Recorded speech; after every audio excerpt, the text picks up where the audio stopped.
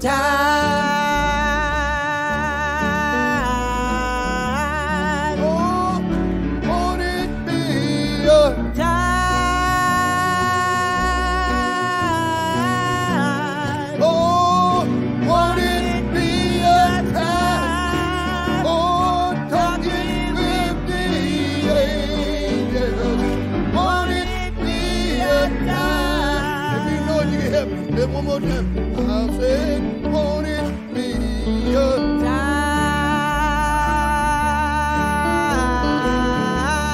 Oh, won't it be a time? Shalom, saints, and welcome to this episode of Un-Apologetic. I am your host, CJ Cox, and this is the show where we are unapologetic about apologetic, coming at you live today on the 24th of June. Fun fact, the day that it is it's traditionally considered the birthday of John the Baptist.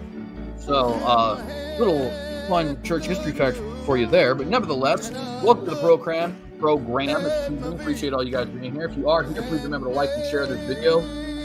Excuse me. And consider subscribing to the channel if you have not done so. Hit the bell to be notified every time that we go live.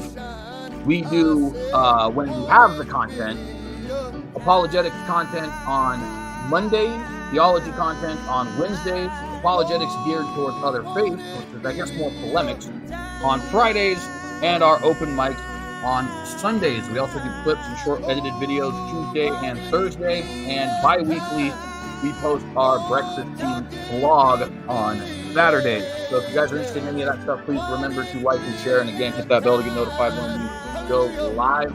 Let me go ahead and get this intro off the screen so you guys can see your boy. All right. So also, you can follow us on various social media platforms. We are on Twitter, Instagram, Facebook, Gab, Minds, Telegram, Truth Social, and etc. I'm sure there's another one. They're all linked. Well, I actually don't know if they are linked right now. I did set up a description. Now that I think about it, I don't think I set up my social media accounts down there. But nevertheless, you can follow me at the tag, The Synagogue, on any of those websites. Certainly appreciate anybody who is joining us there. If you are on those websites, please remember to share this video to those websites. We definitely appreciate that. Also, excuse me, we want to remind you guys, if you'd like to contribute to what we do here, if you like the apologetics and theology content that you get here on the Synagogue, you can support us in various different ways. There's the obvious ways of liking, sharing, subscribing, all that kind of stuff. But also, if you want to do something more than that, you can give through the Patreon. That is a subscription-based service for those who don't know. You can give as much or as little as you like every month. You can become a channel member, which is also a subscription service. There should be a join button right about, nope, that right there. So you can do that if you fancy. You can also give one-time donations in various ways, either through the PayPal or through Super Chat, Super Stickers, Super Thanks. Today, we are going to have a guest. So if you guys have any questions for either me or my guest, keep them appropriate, of course, but all Super Chats will be answered, guaranteed. Also want to remind you guys, if you want something more tangible for your contribution, I do have a book, 15 Questions for Calvinists Answered.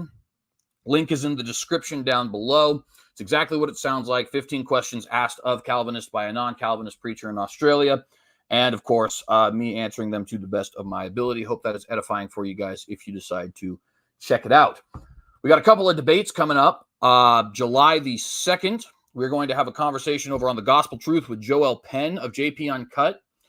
The conversation is going to be, does God determine all things? It's an in-house theological conversation, and it will be aired at 6 p.m. Mountain Time, 8 p.m. Eastern.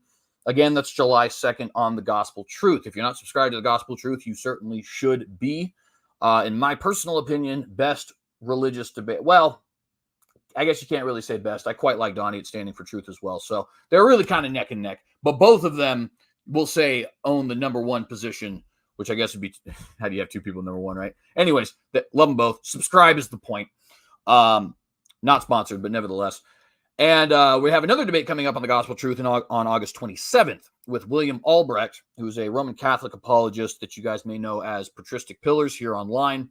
We'll be discussing what will we be discussing again? Annihilationism. That's what it is. Is it ancient and biblical? I'll be taking the affirmative. He'll be taking the negative.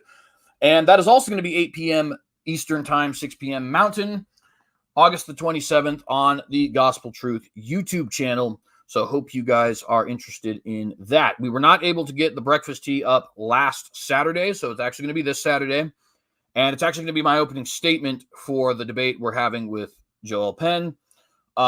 So if you guys want a little sneak peek of that before we actually get to the debate, well, for being subscribed here, you will actually get the opportunity to have that. Okay, what are we going to have else here for announcements? Wednesday, we're going to have another entry in the Compatibilism is Biblical series. We'll probably be talking Pharaoh, although part of me wants to talk Joseph, just because I've been discussing Joseph with a couple of my brethren. So that may be interesting as well. Either way, Compatibilism is Biblical 6th entry, I believe, will be this Wednesday night, Lord willing. And beyond that, that's pretty much all of the channel housekeeping that we have today. So we're going to go ahead and get into a brief prayer. And then I'm going to invite my guest on and let you guys know what we're talking about today. This should be very interesting, and I hope you guys enjoy. But nevertheless, let's go ahead and do this. Heavenly Father, I just want to thank you once again for the opportunity to make these videos. And I want to thank you for the ability to have these discussions, not only with people in very disparate areas of the world, but also with people all around the world listening. I mean, it truly is an amazing thing that we have here today as far as the internet is concerned. I just pray that we use this to ultimate glorification of you, edification of us, use it with the utmost sincerity in a pursuit of truth. It's a gift that not all people have had throughout history and not all people even have today. So I just want to thank you for that. Bless this conversation and video, and just may your will be done here. In Jesus Christ's name we pray, and give you the glory. Amen. All right. We have a guest today, ladies and gentlemen. Going to be a very interesting video, methinks. Some of you may know my good friend Micheal, the Canadian Atheist, from various conversations I've had here and that we've had here, or that we've had over on his podcast, which is called the Canadian Atheist. If you're interested, I'll probably drop a link in it into the description if anybody is interested. Or debates that we've had. I think most of them have been on Standing for Truth. We may have had a debate over on Modern Day Debate, but I haven't been there in a while, to be honest. Anyways, he is the guest that I have for you guys today. And before I get into anything as far as what we're talking about, Shalom, and how's it going? I had to unmute myself there. CJ, how the hell are you? It's been a while, and it's funny, we were chatting for everybody. Hey, how are you? I'm Micheal. I do a little bitty podcast with my dear friend Dean, called the Canadian Atheist. I just stuck a thing up in the private chat, Dean, for Dean and I. CJ, if you'd be so kind as to share that. Yeah, we were chatting before we went live, and we've lost count as how many conversations we've had. They've always been good. They've always been cordial. They've always been respectful. And that's why we keep having them. So as I've said before, at the conclusion of our any chat we've had, CJ, I'll say at the beginning now, everybody's going to watch this. Everybody's going to watch it live or whether you're watching it later.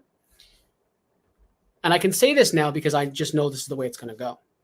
What you're going to do is you're going to see two people who are diametrically opposed from a worldview perspective have a completely civil discussion. And we should be able to do that more often, people. I'll stop preaching now, CJ. Well, and I do very much agree with that, and I appreciate that as well, because it is something that, obviously we come from, I think, very different perspectives as far as even this particular topic, right? In the sense of, I don't think there's a lot of, how would you put this? Desire to evangelize from one direction, though there is from the other, and yet nevertheless, we both recognize that whatever the goal is, it is something that has to be met, whether it's just pure intellectual stimulation, spreading the word, activism, evangelism, whatever it is.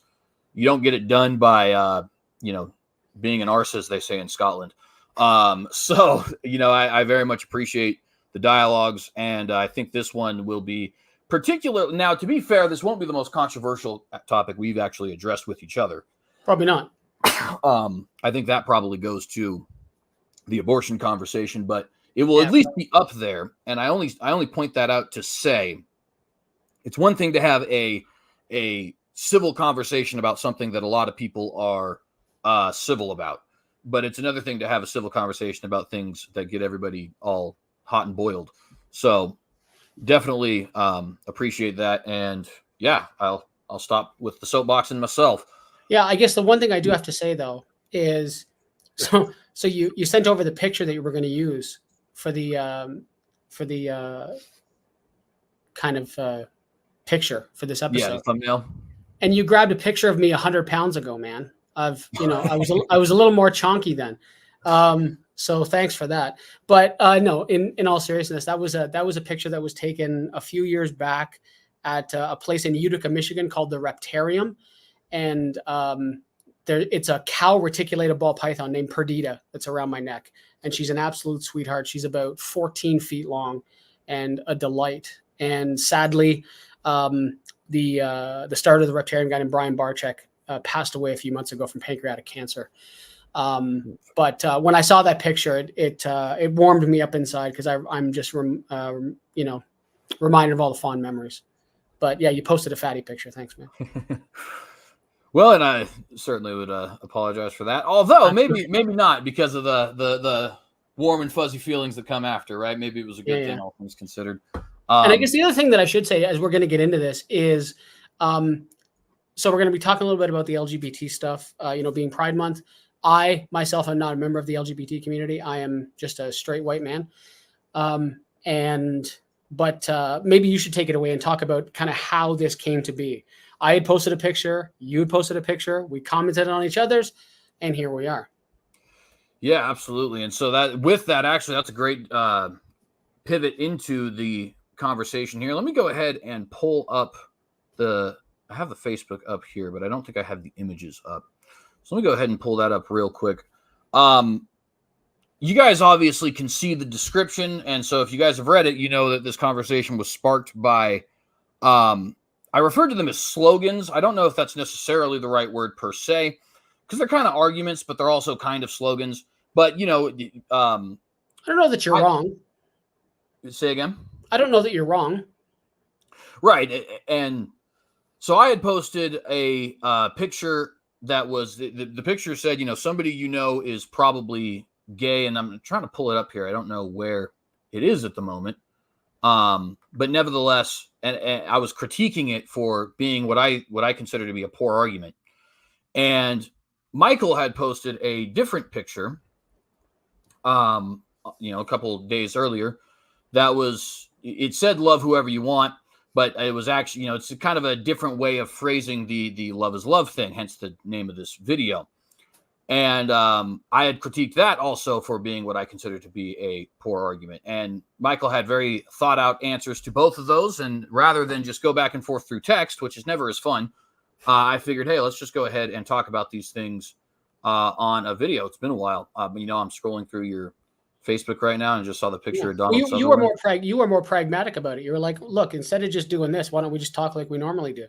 And it made a lot of sense, right? Because we would have, and and the comments were fast and furious, right? Going back and forth. It provoked a lot of response on my page. I'm pretty sure it provoked a lot on yours as well. And we could have gone on for hours, days, right? Bouncing the ball, the proverbial back and forth, or just have a chat. Absolutely. And so now with that, let's go ahead and I'm going to share both of them so that I can give you guys the full context, because I do have them up now. I do want to say briefly, because I did. Did you blur out a little bit of one? No, it's it was posted as is. I will give you guys a fair warning. There is a little bit of a cursing in one of them, but it's we're all adults here. No, I when I was scrolling through your page, I saw that picture of Donald Sutherland, and it is completely unrelated, but man, depressing, sad, right? Canadian icon, yeah. My first experience with him, it probably shows my age, but was President Snow. Oh, okay, so, yeah. He but did a lot of stuff before that, yeah. Yeah, right. He was already in his 80s when that came out. Yeah. Anyways, so this is my post, And you can see it says here, someone you know is gay, maybe even someone you love, think before you speak hate. Now, my comment, and I don't know how much you guys can see here, was a little inflammatory, I'll admit, but I kind of did that on purpose. Said, this is such stupid thinking. The mere fact that I know someone who fits into category X does not mean that category X is or should be an acceptable thing to fit into. And by the by, statistically, at least one person you know is an adulterer, another a rapist, another a pedophile, another a druggie, and so forth. Does it all apply to them? Now, we're going to get into everything that is implied or not so implied by that comment. But just to give you guys the full context of why we're starting here, we then had this response from Micheal, which spoke thusly. There might be a problem with you placing all the things in category X that you did. I don't doubt that you see a difference in these groups. Statistically, I think you're right. It's very likely we know people that fit into all the people you placed in category X. It's accepted that approximately 10 to 15% of the population of all mammals are not heterosexual.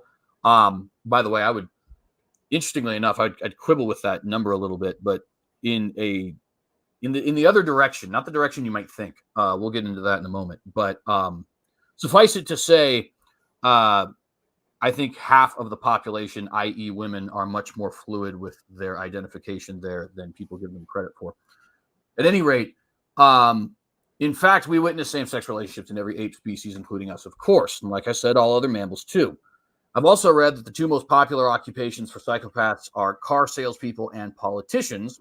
I accept you didn't include psychopathy, but I included it. I don't see adultery perhaps the same way that you do. Don't get me wrong, it's still terrible, but certainly not a sin. I think it's terrible because of the harm it does to another person you're supposed to love. Rapists are monsters that should be locked up forever. I am not a proponent of the death penalty. And pedophilia is a disorder listed in DSM-V, which I think the V there stands for 5, if I remember correctly. There are people who live with this disorder and never act on it. The ones who do are the same as rapists. There are therapies in place to deal with the urges that a pedophile experiences. Question, if a person has those urges and never acts on them, are they still criminals? Drugs, well, people are addicts and users to different degrees with different drugs, including alcohol, all over the world. There are a myriad of reasons why people may abuse a particular or many substances. This can include trauma, depression, and etc. Do these people not deserve to be loved? Back to the LGBT issue, as I stated above, it is statistically impossible that you don't know someone who is LGBT in a close way. Even from a Christian perspective, are they not worthy of love and compassion? I'm not sure we ever spoke about this. Do you believe it's a choice? Lots to discuss. And that is the first. Actually, that's the second. I posted this after the one he had posted. But that is the first one I'm showing you, at least, that started this conversation. Now, I guess I don't have to do a new window because we're already here. This is the other video, or not other video, other picture. Now, as you can see here, it says love whoever the F you want, or just love whoever you want. And my comment to this one was as follows. This is my issue with the "you're a bigot" crowd of activists. Almost no one, at least almost no one you'd be comfortable around, believes this statement, by which I mean the statement in the meme.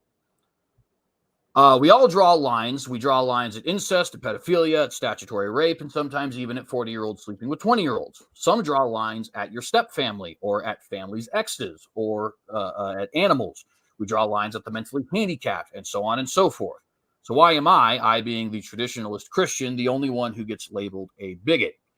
And I'll skip through a lot of the replies we got there only because these people are not here to defend their own words. But Micheal had said this comment, and then we can now jump off from there into our dialogue today. Yeah, man. He says, I hear you. I suppose the subtext could get lost. No one, least of all me, would be suggesting that incest and etc. are included. This is very specifically done in the pride colors relating to Pride Month. Its meaning is aimed at the LGBT community, plain and simple. I wouldn't call someone a bigot for this. I try to reserve the bigot title for racism, although that term can be used for a variety of people. We've spoken at length on a variety of topics, perhaps has me looking at you specifically differently than I would others. We're diametrically opposed from a worldview perspective, but we still get along fine. It's also tricky when you said or typed what you said or typed could be viewed as a slippery slope fallacy. Well, it starts with same-sex attraction being the implication there. And before you know it, people are marrying their gophers, which, by the way, I'm not going to lie, I laughed at that. That was funny. I don't believe... That was intended. That was intended. Yeah, that was a good one. I don't believe anyone is suggesting that, condoning that, or normalizing that. But going back to the context, lest I be misunderstood by anyone who might look at this even perhaps in a sideways nature, I am referring to people in the LGBT community. Consenting adults or adolescents, both, meaning both individuals are adolescents, in a relationship with each other. Even the example you gave of a 40-year-old and a 20-year-old, those are still both adults. Now, I'm not into that, partially because I'm happily married and because I want a relationship with someone of the same generation. For me, 5 to 10 years at the most, but that's me. What you mentioned regarding people with reduced or challenged faculties, that's predatory of a different nature and not okay. Caveats accepted with mature people, with perhaps helpers in their lives. And then the last part here, he says, lastly, I would say that I will just speak for myself. I don't care how a Christian wants to live their life. If you're into that as a lifestyle, cool. I wouldn't want any laws enacted to infringe on that for you. Equally, if someone is in a same-sex relationship or identifies as trans, I want them to be able to live as they see fit as well. All caveats I mentioned above assumed. So as I said, I wouldn't call you a bigot, and I would hope that you do not infringe or want to on the lives of others who live differently from you, and then ask the question there as fair. Now, I'm sure you guys probably couldn't really read that so much, but nevertheless, I'll go ahead and stop the screen share there. So that was the context that started this conversation, and I think it's a good jumping off point for us to now get started with our conversation. I think it is. Yeah, I think it is too. And so one of the first things that I want to say, I'm just going to take over your stream here. So like bigotry is a hot word, right? And so I meant what I said in my post, right? Like I would never refer to you as a bigot, right? We have, we've been on streams before, I'm sure you've seen videos of me. I've seen videos of you where, where we say things that neither one of us agrees with, right? Right. I very briefly just looked up, the definition of bigotry, right? And so where does it say here? So it says, right. Okay. So the Oxford English Dictionary defines it as an obstinate or unreasonable attachment to a set of beliefs or opinions that causes prejudicial actions towards members of a particular group. Even that definition isn't right because prejudice is thinking, discrimination is action. So even that's not 100% correct. But so by that definition, you could call me a bigot, right? Right. We could toss that, but it's a really hot word. Like somebody says you're a bigot, defenses go up, walls are up, flames start shooting at your ears, and you're ready to go. And so, like I said in the post, I reserve that for racism, right? And I very specifically reserve it for racism because it's a hot button word. But if you're being racist, I want you to get hot because if you're being racist, I'm hot too. Right. Does that make sense? Yeah, and so I'll say for a little bit of my background as far as the comments are concerned as well. So first off, I appreciate the caveating there, if for no other reason than I think that this is going to sound terrible at first, but please do allow me to explain. I don't think bigotry is an inherently negative, as people use it, inherently negative trait, in so much as that the way people use the word, I think, applies to virtually everybody. Everybody has some set of beliefs or actions that they are prejudicial towards. Now, how that manifests, I think, can certainly be a problem. And if you reserve it to what, like you were talking about, with something that, like racism, then this no longer would apply. But everybody has something, whether it be, and I think both beliefs and actions. We all have beliefs that we disdain, and we all have actions that we disdain. Most of us disdain the same actions, but not necessarily everybody. And so, in a way, I don't necessarily have a issue with the word per se. Now, where I tend to have an issue with the word, and this is where these comments were kind of coming from, is in what I see as a double standard, right? It was said of both the comments there that there might be a little bit of a category issue in that, I was listing some things that are terrible and some things that are not terrible, some things that even my own fellow Christians may consider not as bad as homosexuality, and some things that they would consider worse than homosexuality. And the point was like, well, this is in a very specific context of homosexuality. And the point I was trying to make in those posts was actually to, how do I want to put this? I fully expected, and in fact was relying on somebody to say, that's not what I meant. because I know that's not what you meant. If it is what you meant, my argument wouldn't work. You know what I mean?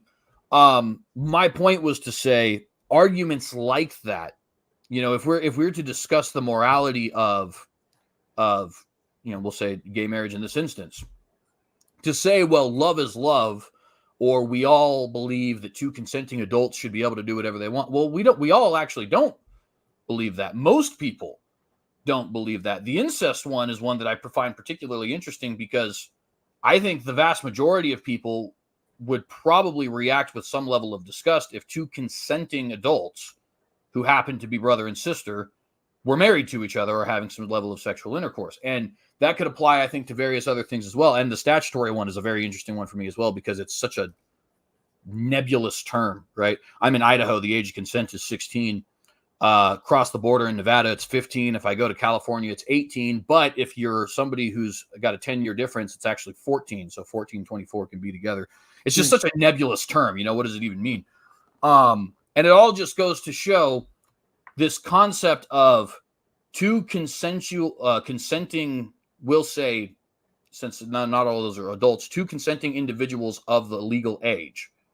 We all agree that love is love. Well, that's actually not true. But we expect it to be true in this instance, right? Why is it wrong if two consenting adults do what they do? Well, you believe it's wrong when two consenting adults do what they do, and I don't mean you. I'm using the royal you here. Yeah. In a different context. So why does it make me the bigot to say? And I know you're recognizing that you have just qualified. You wouldn't use the word bigot, but nevertheless, to say no. There will be some that will, right? Like there were I didn't look at any of my private messages, but I'd be surprised. Like, I think there was one comment, because in my response to you on one of them, I said, you know, CG, I hear you. And one of the comments in response to that was basically, you know, like, Michael, you hear him? ?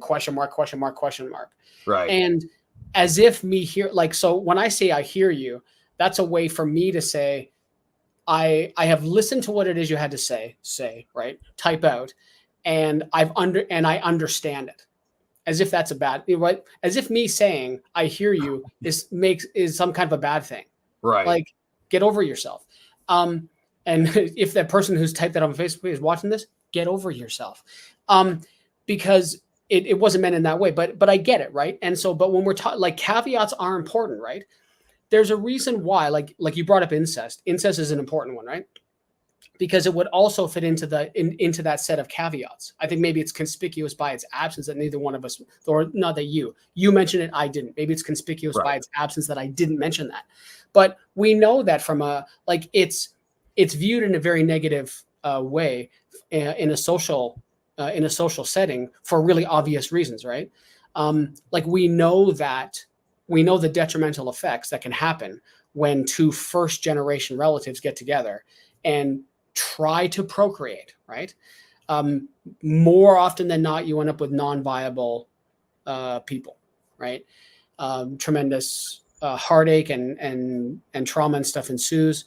So that's why those types of things are viewed as taboos, right, within society. Hmm. Yeah, and so now, I think we should just kind of jump off from there because the caveats I think have done very well. So let me kind of give a breakdown of where I'm coming from here from this, other than what I've already done. Now, for those who don't know, for those who are watching this, you may be deceived by our cordial nature into thinking that I am not a fundamentalist. I very much am. I make no bones about it. Obviously, you know, nobody should be going out trying to stone anybody, and I definitely don't recommend anybody go to Westboro Baptist Church. That being said, the Bible says what it says on homosexuality, and I affirm that. There is no ambiguity in Leviticus. Yeah, there's no ambiguity whatsoever. Like, it's very clear. Exactly, and it's equally clear in 1 Corinthians, Romans 1, you know, and so on. Yeah. So that being said, when I'm trying to give these kinds of arguments, right, what essentially we are going to, and eventually we'll get there in this particular conversation. This is going to get into the territory of what exactly makes something moral or immoral very quickly, and I think that you know, we're definitely going to have that conversation in this video. That being said, I find that the internal logic of an argument definitely matters, right?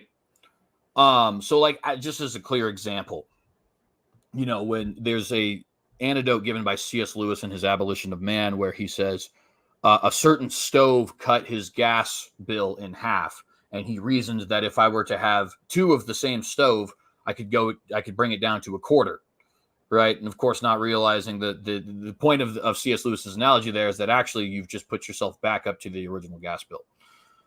In other words, the internal logic of a point certainly matters, even if you're not, meaning X, Y, or Z. And humans, weirdly enough, because we struggle with logic, are also inherently logical creatures. It's a strange paradox.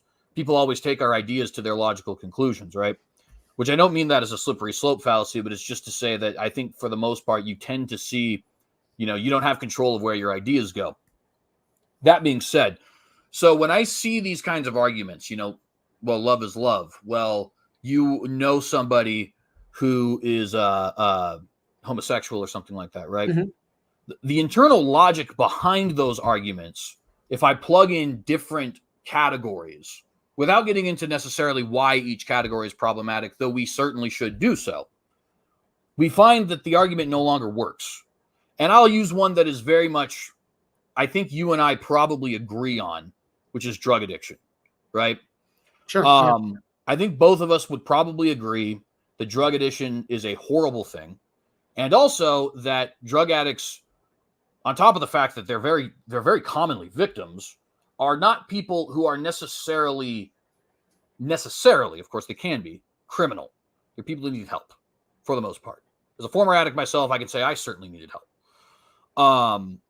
Now, is that necessarily always the case? There's different caveats, there's different specific situations, all that kind of stuff. However, if I were to say heroin use and the sale of heroin is flatly immoral, right? It wouldn't make much sense for somebody to say, well, cousin John Doe uses heroin. You're saying he's immoral? Now, I haven't said that John Doe's a bad person or that he doesn't need help or that I don't care for him or anything like that. But yeah, it is immoral. It's a terrible thing. It takes a toll on his body. It takes a toll on his family. It takes a toll on his mind. It's an absolutely horrible thing, right? So that internal argument we have, or that internal logic we have there of, someone who is X, therefore, it just doesn't work, right? So why is it expected to work in this situation? Why is it that I'm expected to say, hey, I know that person, and by the way, just to cut off any ambiguity, I do. I have good friends and good family who are homosexual. And as I alluded to earlier, that 10 to 15% number, I think, doesn't take into account the fact that studies show women, especially under the age of 35, are pretty much whatever the situation wants them to be, unless they're particularly strong-willed. In other words, very much bi-curious. It seems like the number hits 50 to 60% as far as women who have had those kinds of situations in their lives or have fantasized about them. So what exactly does it mean for 10 to 15% of the population to be homosexual? That's an interesting question in of itself. I digress. Not even taking that into account, talking about people who would actually identify in such a way. Yeah, of course I know them. I'm related to some of them and I'm friends with some of them. But that doesn't mean that I'm obligated to like their lifestyle or to like their beliefs or to like their actions any more than they're obligated to like the fact that I don't appreciate homosexual behavior or something like that. You know what I mean? Like if we start changing out these ingredients, we still don't get a functioning meal, if to use an analogy, which makes me think that the argument should be tossed out. Yeah, it's interesting. So it's funny. In doing a little bit of legwork for our talk tonight, I happened upon the 2021 Ipsos poll for LGBT plus the global surveyed 27 countries, and I highlight a couple different parts of it. So basically, the global average is about 11% based on this study. People that are attracted to the opposite sex. Attracted to the same sex. They break it down by men and women, but there seems to be a large margin of error because I think some people didn't participate or didn't want to give the answers, but it was 27%. So a little more than twice, right?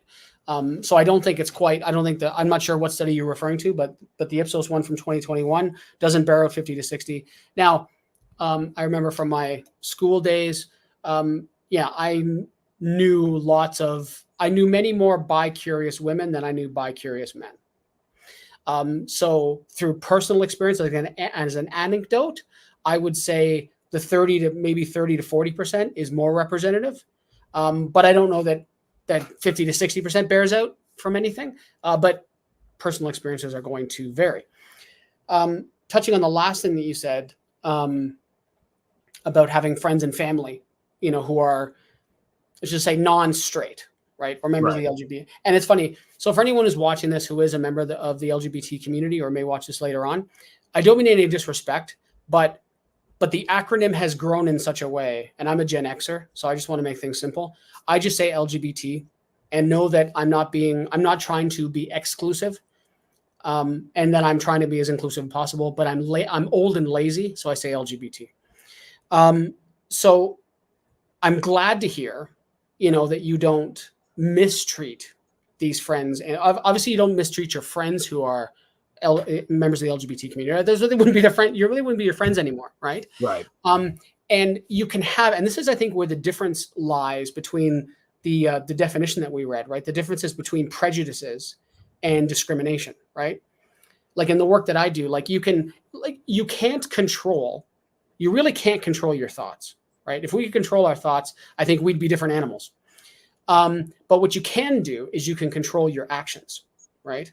And so the difference between prejudice and discrimination, right? Because you can feel a certain way, right? And I'm very certain that every time you look at either your friends or family members who are members of the LGBT community, you have certain thoughts associated with those things. You think from a moral perspective that they're acting incorrectly, and all the various. I'm not going to try to tell you what you're thinking. You can do a better job of that than I can. But you're thinking likely those types of things. Where it would stretch into the immoral side, like in your actions, is if they became discriminatory in nature. And I don't believe that you would do that, right? And the last thing that you kind of touched on was, and now I just blanked on it, but you mentioned something, and maybe you'll say it again, and I'll be able to catch up on it. But maybe you could respond to what I just said. Yeah. So there's first off, just because it's just for the sake of your own personal interest, the reason why your study and my study are not going to line up is because they're actually recording different things. So the study that I'm referencing here is a study from Justin Lehmiller, who is like a sexologist and psychologist. And he listed it as about 59% of women fantasize about having sex with other women, but that does not take into account whether or not they personally identify as straight, bisexual, or homosexual. And one of the points he was making in it is to say that sexual orientation is a little bit more of a masculine quality than a feminine quality, in so much as that women have very loose understanding, especially younger, of how they identify. It can change from year to year. In high school, I didn't know a single woman who was straight. Most of the women who wouldn't identify as straight then do now. That's just my own personal anecdote, right? But it just goes to show, and that was sort of his point, was the whole idea of female sexuality is significantly more fluid than the ideas behind male sexuality. For men, it's typically, if you're gay, you're gay. It's just, and that's the way it will be probably forever, barring some major. I think you're probably right. Although this is not anywhere close to anything I have any expertise in. I do work with clinical psychologists fairly closely, and from stuff that I've seen and read and heard, yes, I think it's probably fair to say that more women are bi-curious or bisexual than men are. I know one bisexual man. I know three bisexual women. So there's a 3 to 1 differential there. So maybe you're probably not wrong. And one of the things he does point out in his study, by the way, is he does say, this does not necessarily mean anything in regards to one's sexual orientation. He also points out that the number of straight women who identify as straight, but who have nevertheless had anything from kissing to a full-blown sexual encounter with another woman is numbers of magnitude greater than the same number you would have for men. In other words, I don't think that surprises me. Yeah, exactly. Right. So, and now that's not super important to our conversation. It's only important to say that, when you say, somebody who does X, not only is that true for those who identify, but for those who have had the thoughts and also performed the actions, especially with women, it's guaranteed to be true. It's not possible you haven't met one. So, and also to explain why there's a discrepancy between the two numbers. One's, I think, trying to figure out the orientation, while another one is trying to kind of psychologize sexual behavior. Maybe. But the other thing you said that was interesting, and I remember what it was that I forgot to say, but we've already kind of moved past it, so hopefully we get back to it. That was the thing with heroin. I guess one of the things that I'd say is when you're talking about the whole thing around, people having fantasies and stuff like that, right? Unfortunately, maybe unfortunate for some, maybe fortunate for others, I'm not sure. We have no capacity to control what turns us on. I actually agree with that, believe it or not. Right? Like no capacity whatsoever, right? If you're into feet, you're into feet, right? My wife would come over and punch me in the face right now if she was in the same room because she hates feet. But like that's just, you have no control, right? And so if you have people that are, now the differences between, somebody having fantasies or stuff like that, maybe you would look at that differently from a moral perspective, right? Like the Bible says, if you look at a person lustfully, you've already committed the sin, right? So maybe you view that, in that way. Whereas another person can say, like my thoughts are my own, so, you don't have access to my private mental states, so stay away. You're not welcome, right? That kind of thing. But it seems like sooner rather than later, we're going to go down the moral road. So did you want to just take that off ramp now? Yeah, I think we're pretty much on the off ramp. So might as well, right? Yeah. But what are you like? So lay out your position as to why you think it's a moral question. Absolutely. So there's, of course, the obvious answer, which we will not be able to completely disregard, of course, because it's part of my answer. But I'll have to do some legwork to even make this to give us any ability to have dialogue. But that obvious answer is, of course, Bible says, right? Which will not convince absolutely anybody who doesn't accept the Bible as an authority. It's just like, okay, that's fine. The Japanese government says, and I'm not a citizen of Japan, so I don't care. Now, beyond that, one could ask the question reasonably why the Bible says, right? And I think there are a couple answers that come to mind for me immediately as it pertains to really just human sexual behavior in general. But as obviously right now we're talking about homosexuality. So, excuse me. The first thing is I would argue that homosexuality is, and I want to make sure that I'm very clear when I say this, because there are two different ways you can understand the word I'm about to say. I would argue that it is a unnatural proclivity. Now, when people hear that, they immediately think, but it occurs in nature. And that is one way to understand the word natural, right? Another way, probably a more, how would you say this, classical way of understanding it, would be something that is, I'm trying to think of what the word is, kind of in agreement with the way things are supposed to operate, I guess would be. So in this capacity, you could say something along the lines of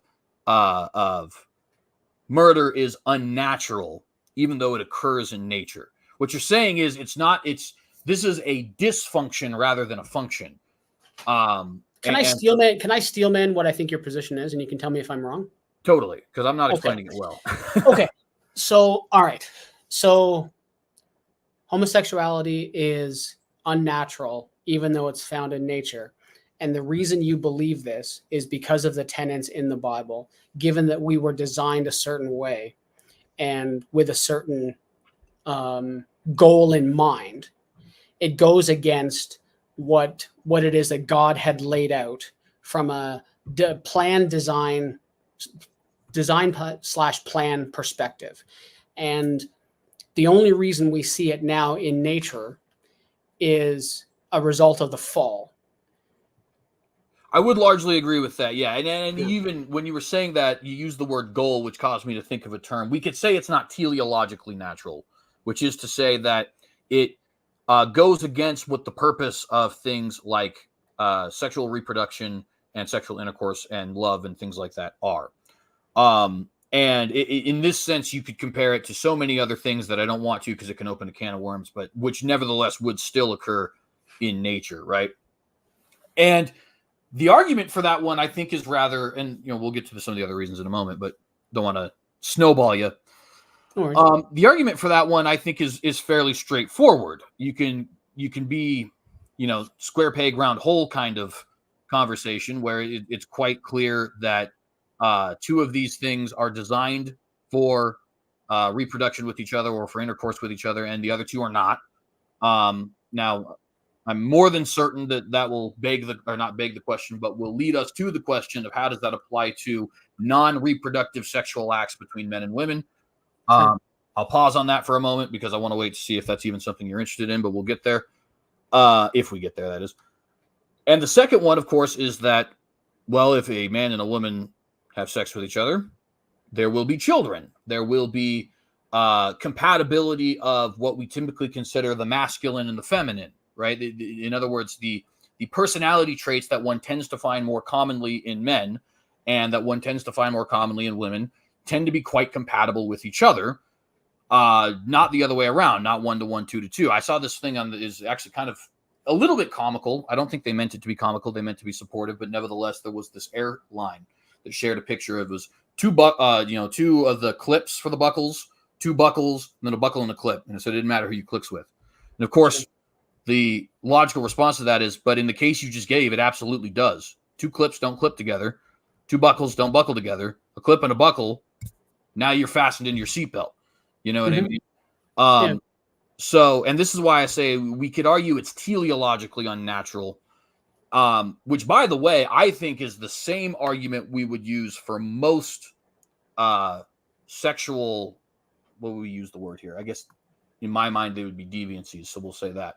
But like, for example, when I talk about things like sex with minors, I actually find the they can't consent argument to be very poor because nobody has a clear definition of who can and cannot consent. Like I said earlier, the whole is a 14-year-old can consent to a 24-year-old in California, but they can't in Nevada. But if they're 15, they can consent to any adult in Nevada. They have to be 18 if they're in, and so it's like, what even does that mean?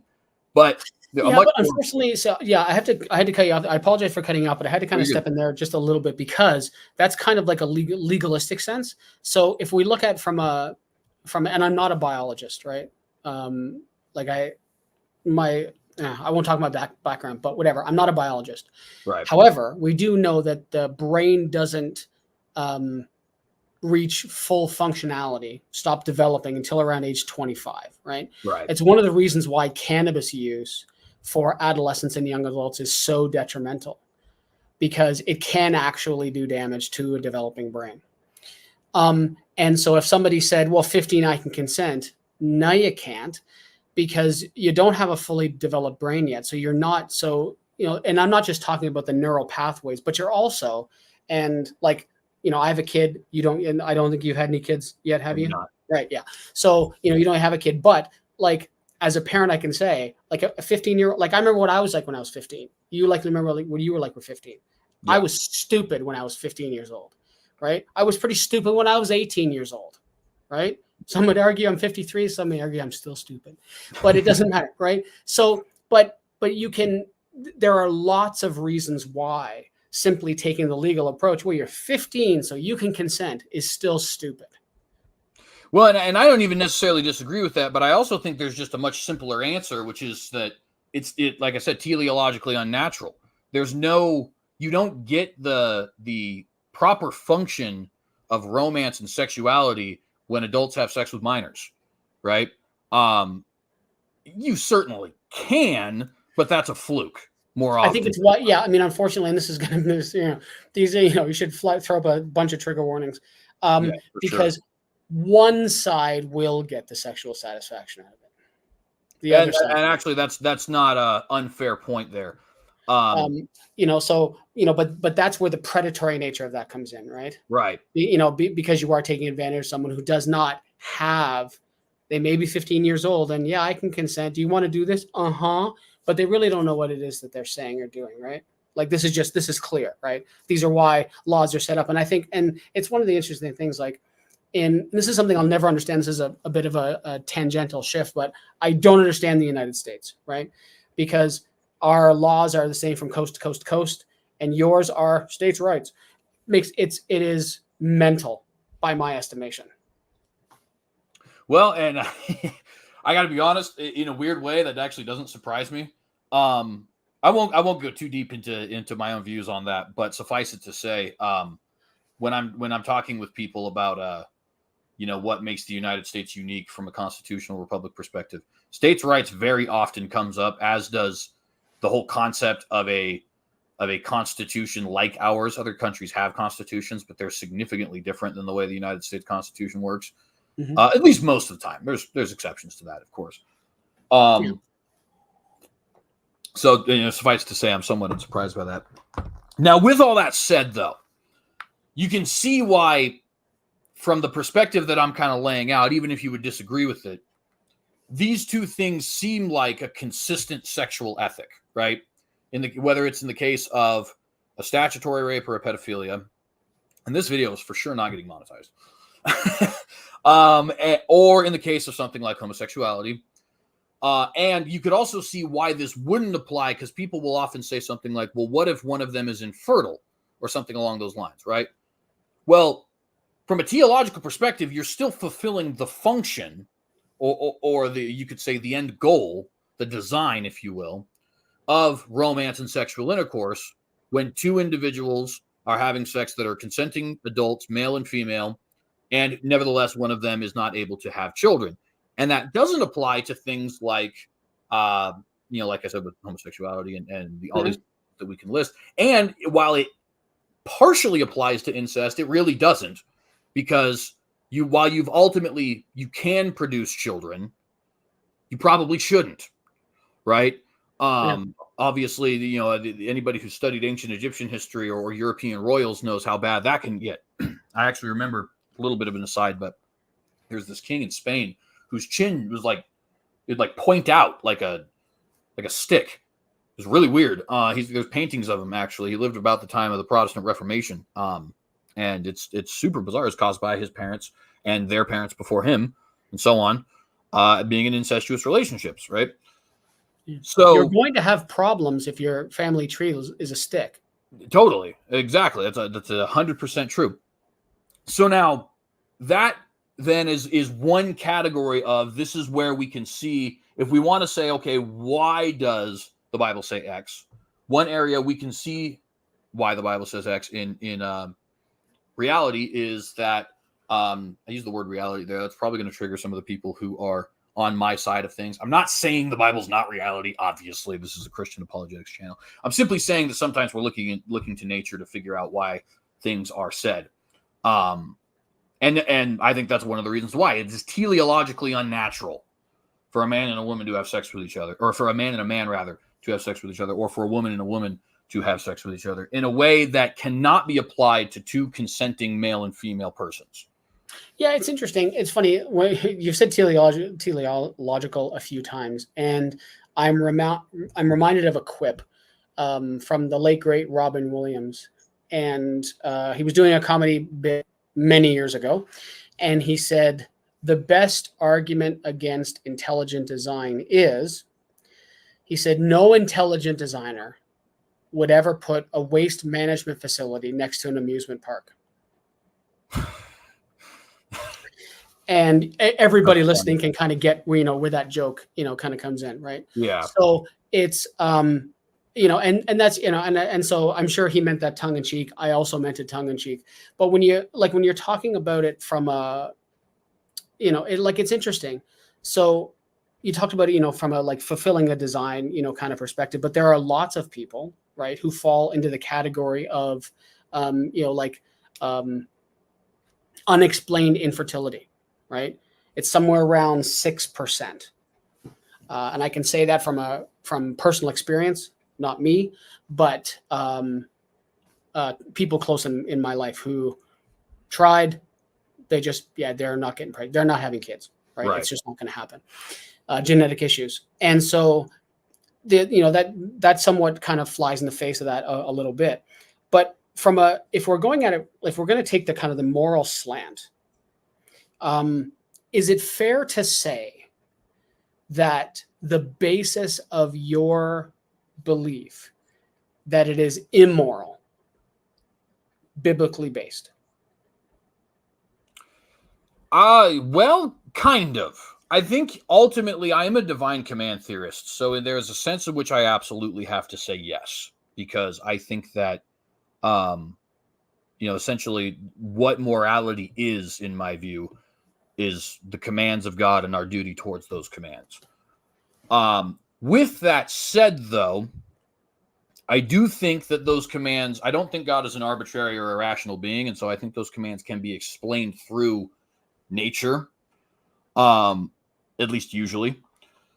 And it doesn't strike me as particularly strange that a lot of non-Abrahamic religions and cultures have ultimately come to these same conclusions, despite now, of course, not all of them, and even some of them in a somewhat hypocritical manner. I'm reminded very quickly of, the Greeks were anti-gay, kind of. They were anti-gay in the sense that they thought it was weird if you took it, but not necessarily if you gave it. And also, pederasty was very common, and of course, they cared very little about the subject about lesbianism at all. It was just like, okay, whatever. I mean, that's not. In fact, I remember hearing from one ancient Greek writer who was speaking about the lesbian poet Sappho's, and he was somewhat degradingly referred to what she was talking about as not real sex. It was like, what are you even doing? You know what I mean? Mm. So they're very hypocritical, but overall, they still tend to have this view of, hey, this is kind of unnatural. Even if they go back on that constantly, even if you have Plato talking it down while also seemingly partaking in it himself. Buddhism, for at least traditionally speaking, has been coming to these same conclusions as far as homosexuality is concerned. Hinduism as well. Again, not always consistently, but nevertheless, very often coming to the same conclusions. A lot of Native American cultures came to these same. And so what my point in saying all that is it possible that if I was a modern day American, same ethnicity, same growing, where I grew up and all that, but I was convinced either that the Bible was false or that my interpretation of the Bible was false, which that one is just, there's no chance of that happening as far as this question is concerned. I could never be a progressive Christian. So on and so forth. It certainly is possible, especially considering the culture in which we live. Because I think culture has a lot to do with where people come from, and a lot of people who are not believers in some level of conservative Abrahamic religion don't have a problem with homosexuality. Culture has a lot to do with that. But I could also very much see me coming to these same conclusions based on things like this teleological argument, right? Where it does seem like, generally speaking, throughout history, there has been a acceptance that there's something that's bizarre about this comparatively to heterosexual relationships. You know what I mean? Yeah. I mean, so you could say that would it be fair to say that you would be thinking along the lines of it being atypical? Yeah, certainly. That is a word I think you could certainly use. So are redheads. That's true. Now, here's you're talking to a former redhead, but you can see I'm a ginger, right? It is atypical, right? So is blue eyes, right? Like there are lots of things when you look at us from a biological perspective that are not necessarily typical, right? So at best, I view the whole thing as amoral, right? My foundation for morality is well-being, right? And so going back to what you were saying before, and this is how I can kind of tie in to give kind of an explanation, at least a little bit of an explanation, right? You talked about the heroin usage, right? I would look at the heroin usage as immoral because it has a measurable detrimental effect on an individual's well-being. And it would be hypocritical for me to say, oh, I don't have a problem with, my moral foundation is well-being, but now use all the heroin you want, right? That would be hypocritical. But, I think it becomes a little more complicated because we're talking about things like addiction, and there's a myriad of, like I said in the post, there's a myriad of instances or reasons behind different types of addictions and levels of addiction and all these other types of things. But at best, you'd be able to get me say that it's amoral. I don't look at who, and again, caveats accepted, right? All the caveats that we laid out in the past, very carefully placed caveats, right? To ensure we're kind of hitting all the marks. To say that, I don't care. And that's what the whole thing, right? With the painted steps on the ladder. I don't care who you love, right? As long as you're within those caveats, right? So if we're talking about,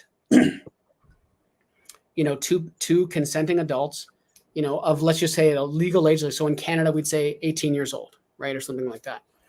Have at it, right? It has, for a few reasons. One, like I said before, you have no control over what you're attracted to. Zero. It doesn't have a negative impact on my life in any way, shape, or form. It has as much impact on your life as it does on mine. Right? What two people do in the privacy of their own home, like if you and your wife are into, whatever, insert thing here, doesn't have any effect on me. And if me and my wife are into a certain thing and we do it in our bedroom, insert thing here, doesn't have any impact on you. Same as if it's two men or two women. Zero. Yeah, and I think that actually even opens another question to it in and of itself, right? Which is, does something that doesn't necessarily impact someone else necessarily make it amoral or moral, as opposed to immoral? And in many instances, I think that's true, though I would argue not always. And I'm not 100% sure if that is something that we would agree on or not. No, but I think that's probably a worldview perspective, right? It would be antithetical to your worldview to concede the point that I just made, and it would be antithetical of mine to concede the point you made earlier about, when I steel manned your position, right? Yeah, it would be it would be completely antithetical to both of our positions to concede that point, right? And so everybody watch, it's not like there's going to be there might be a mingling of the minds, but there's not going to be a meeting of the minds for when it comes to this, because we are, again, diametrically opposed from that perspective. And it comes from the foundation, CJ, that you have versus the foundation that I have. I think what's rumbling beneath the surface, though, is you have a same-sex couple, let's pick a new age, 25, right? And they want to get married, right? Doesn't impact my life at all. It also doesn't impact your life at all, right? Zero impact, right? They're going to get married. They're going to have a rainbow cake. They're going to have two men or two women on the top of their cake, as opposed to what you had and what I had. And they're going to have, glitter all over it. We can, throw little quips in there. They're going to have glitter and sparkles all over the place at their wedding. Who cares?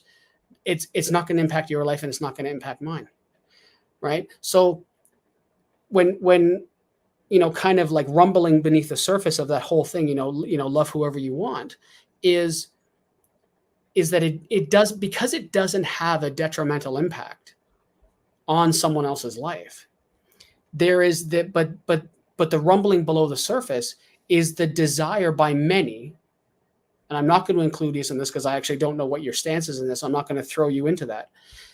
The desire of many to say, you can't do that anymore because it goes against what I think is right. Yeah, so I have two questions, I think, on that point there. So, one second. Woo! Sorry, allergies, Listen my friend. tight. You didn't have them 3 years ago. Somehow I've developed them. Thank you. Oh, body's changed. Hey, listen, I have to take, sometimes when it gets really bad, I have to take a 24-hour allergy pill every 18 hours. So Dang. I feel you. I feel you, friend.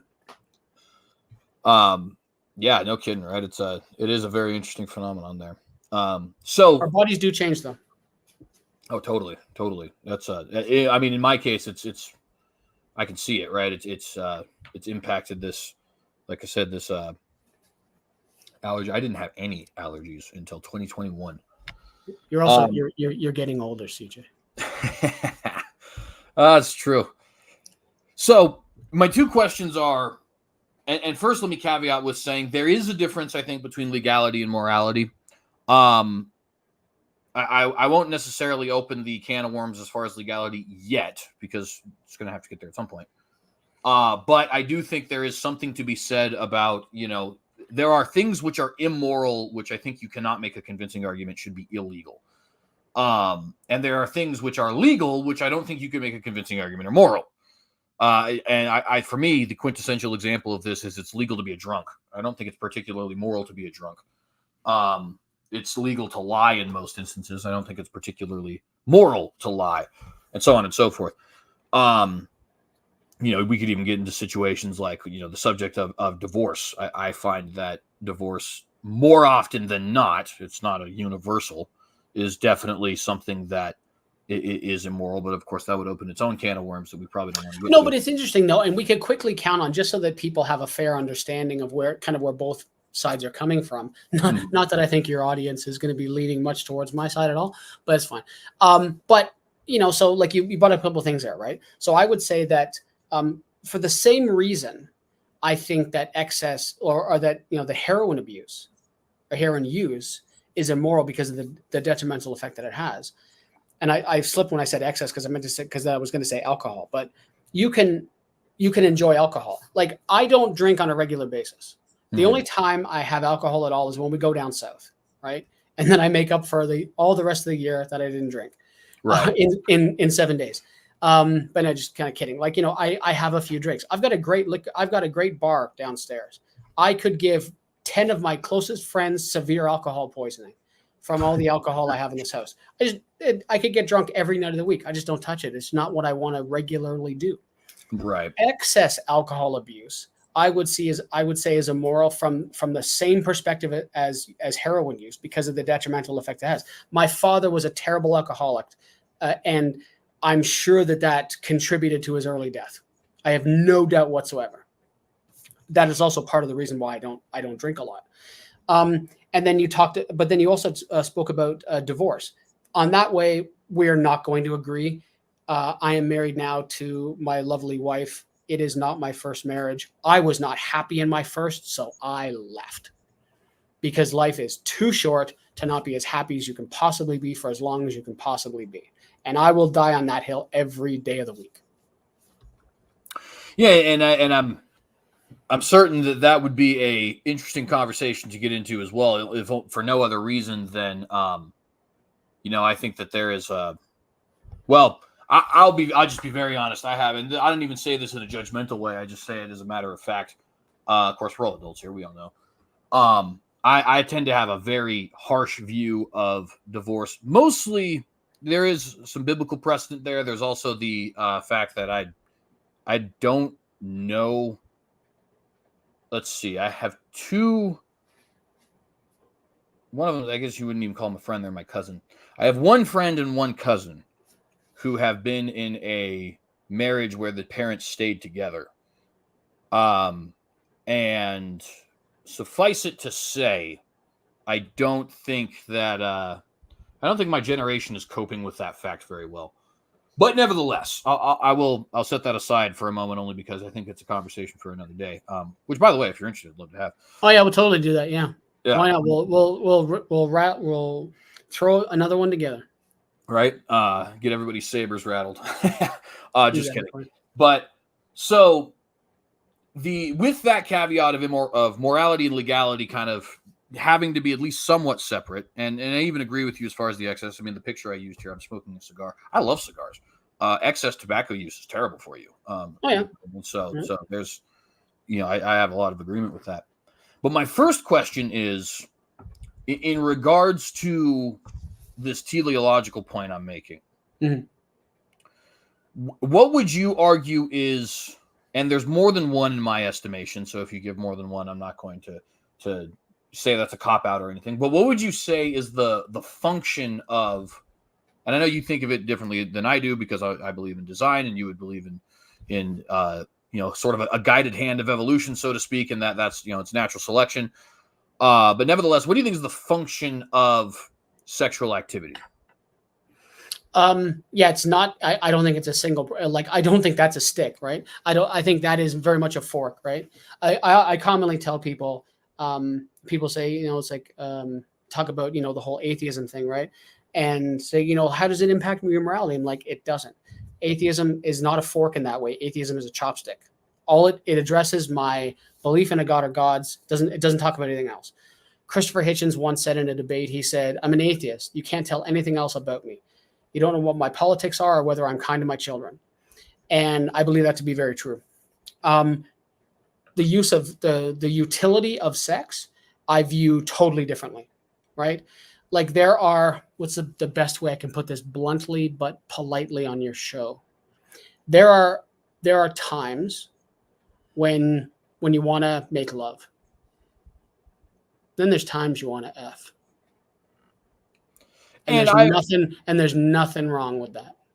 And I actually would grant that and say that I even would grant I don't think there's necessarily anything wrong with that. I would obviously limit it probably more than you would in the sense that I think it should always be kept within marriage, meaning even if you're not married. Yeah. No, I am strictly monogamous. There are lots of people who have open relationships. I don't understand that. And I've kind of said tongue in cheek, like I'm a jealous man, right? I am not interested in sharing my wife in any way, shape, or form. Agreed. I am not a sharing kind when it comes to that. Yeah, and you know what? To be fair, not only do I agree, but neither is she. So, my wife's the same way. Yeah, exactly. So now I would say though that pleasure is not the function of sex; it's a perk of sex. And the way I would demonstrate that is, we are one of a select few species on this planet where sex even is pleasurable. For a lot of species, it seems to be pretty mundane, and for some other species, it seems to be kind of painful, actually. For us, it does happen to have that perk for whatever reason. I think it has something to do, of course, I believe in a designer. I think it has something to do with the fact that we are the only creatures that seem to have a fully fleshed out concept of love and romance. And I think giving each other pleasure probably helps that in a tremendous way. But with that said, that is even you could even argue from an evolutionary perspective, which I would not, being that I don't accept that. But you could say that's more of a perk that is developed in humans and maybe a couple other species as well. It seems to have developed in chimpanzees, for example. But it's not the function, because most sexual creatures, it's not a part of their sexual makeup at all, right? Yeah, I mean, it varies a lot. Like, so as you know, I have pythons around me, right? You know that I keep snakes. Right. So when snakes, when pythons copulate, they get together, and there's no gyration. They just connect to one another, right? And they stay that way for sometimes upwards of 2 days, right? Now that's stamina, but and they just kind of hang out, right? That's their thing, right? But you have like bonobos and other primates who are like us, who will use it for like the utility of everything from stress release to pleasure, right? The same has been witnessed in dolphins and many other mammals, right? It's estimated that approximately 1,400 species regularly engage in same-sex sexual activity, right? There's a meme that says, homosexuality is found in 1,000+ species. Homophobia is only found in 1.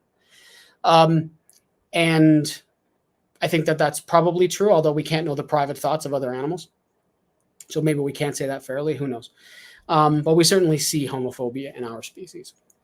And so there is, I guess it depends what you look at when you say, because I understand, again, from your perspective, the purpose of, right? Like God said, be fruitful, become many, fill the earth, subdue it, all this other stuff, right? So I understand where you're coming from the design and purpose perspective, right? I used to think the same way, right? I no longer think that way. And, and so utility comes in many forms, right? If all you have is a hammer, everything becomes a nail, right? Everything looks like a nail. But we can see utility in so many other things, right? You can, how many times have you used one object to try to balance something, right? How many times have you sat your phone on a box when you're trying to take a little video of something, right? We see utility in lots of different ways. And that's one of the things about being, advanced animals as we are. Yeah, and I would even, like I said, I'd even grant a lot of that utility in a lot of senses, right? And we'd even recognize it's not strictly found in humans, though it is at least somewhat unique to humans, by which I mean it's a short list, us and a couple other creatures that we can name. You brought up the chimps, and you brought up bonobos, I brought up the chimps, but you also brought up dolphins. Mm-hmm. And I'm sure there's others that aren't mentioned there, right? I have 2 dogs. They are highly intelligent and social creatures, but it does seem to be pretty well limited for them to, when my girl's in heat, that's when it's going. And when she's not, they couldn't care less. They might mount, but it never amounts to any actual penetration or anything like that. Yeah. And it's funny. There are other primate species, for example, spider monkeys. Actually, there's a physical piece of the female's anatomy that makes it impossible for a male to force copulation. It's actually biologically not possible. And we talk about intelligent animals. We recently, my wife and I, watched Secrets of the Octopus. If you haven't seen it, go watch it. It's a 3-part series. I forget where it is. You can find it on streaming services, I'm sure. It is theorized now that octopus are more intelligent than dolphins. These things are just like how they use tools, how they can get into things and out of things. It's kind of crazy. So yeah, we see intelligence in varying levels throughout the animal kingdom, and including us. So I understand from the perspective that you're coming from. And I understand why you see it as a moral question. I think you understand why I don't see it as a moral question. The new rumbling thing underneath the surface is from a legality perspective, right? Because you've heard the term, a high tide lifts all boats, right? Yeah. It's an old one. And there are differences between, I've had this discussion with a lot of people, and I'm curious as to what you think. Do you view equity and equality as truly synonymous, or do you see nuanced differences between those 2 words? Well, so the how would I put this? I think that in a vacuum they tend to be synonymous. Equity typically means something like fair, impartial, in other words, and equal or equality tends to mean, talk about your status, like equality under the law, equality in a family, things like that. So in theory, they should be, or in a vacuum, they should be synonymous. Because of the fact that there is a need for us to separate between different kinds of equality, so to speak. I would say that the way people tend to use them, using equity in the politically loaded sense that we see in typically progressive circles, versus equality under the law, I recognize that as a valid separation, even if the words don't quite bear it out. If you just go by the definition, your camera cut out. Maybe that's my cue to chime in. So the differences that I've seen. So, for example, equity would be you have a dollar, and you have 4 people. Equities, everybody gets 25 cents. Pretty simple. Right. Equality has to go deeper than that, because in order to create equality within the scenario of 4 people, one person might need 35 cents. One person might not need any. And so I just kind of wanted to give kind of an idea of how I view those two terms, and how that's kind of the idea. Like, equality is making it so. And I saw a visual a pictorial representation of it once, and basically there were 3 people standing, trying to look over a fence at a baseball game. One very tall person, one kind of a little bit shorter, and one very short person. Equity is everybody gets a box, right? Everybody gets a box. The tall person is now like torso above. He can see everything, and he can even catch the ball if he wants to. Whereas the other 2 people can barely see, if at all. Equality is the tall guy doesn't get a box. The slightly shorter guy gets 1 box, and the very short person gets 2 boxes. Now they can all see over the fence, right?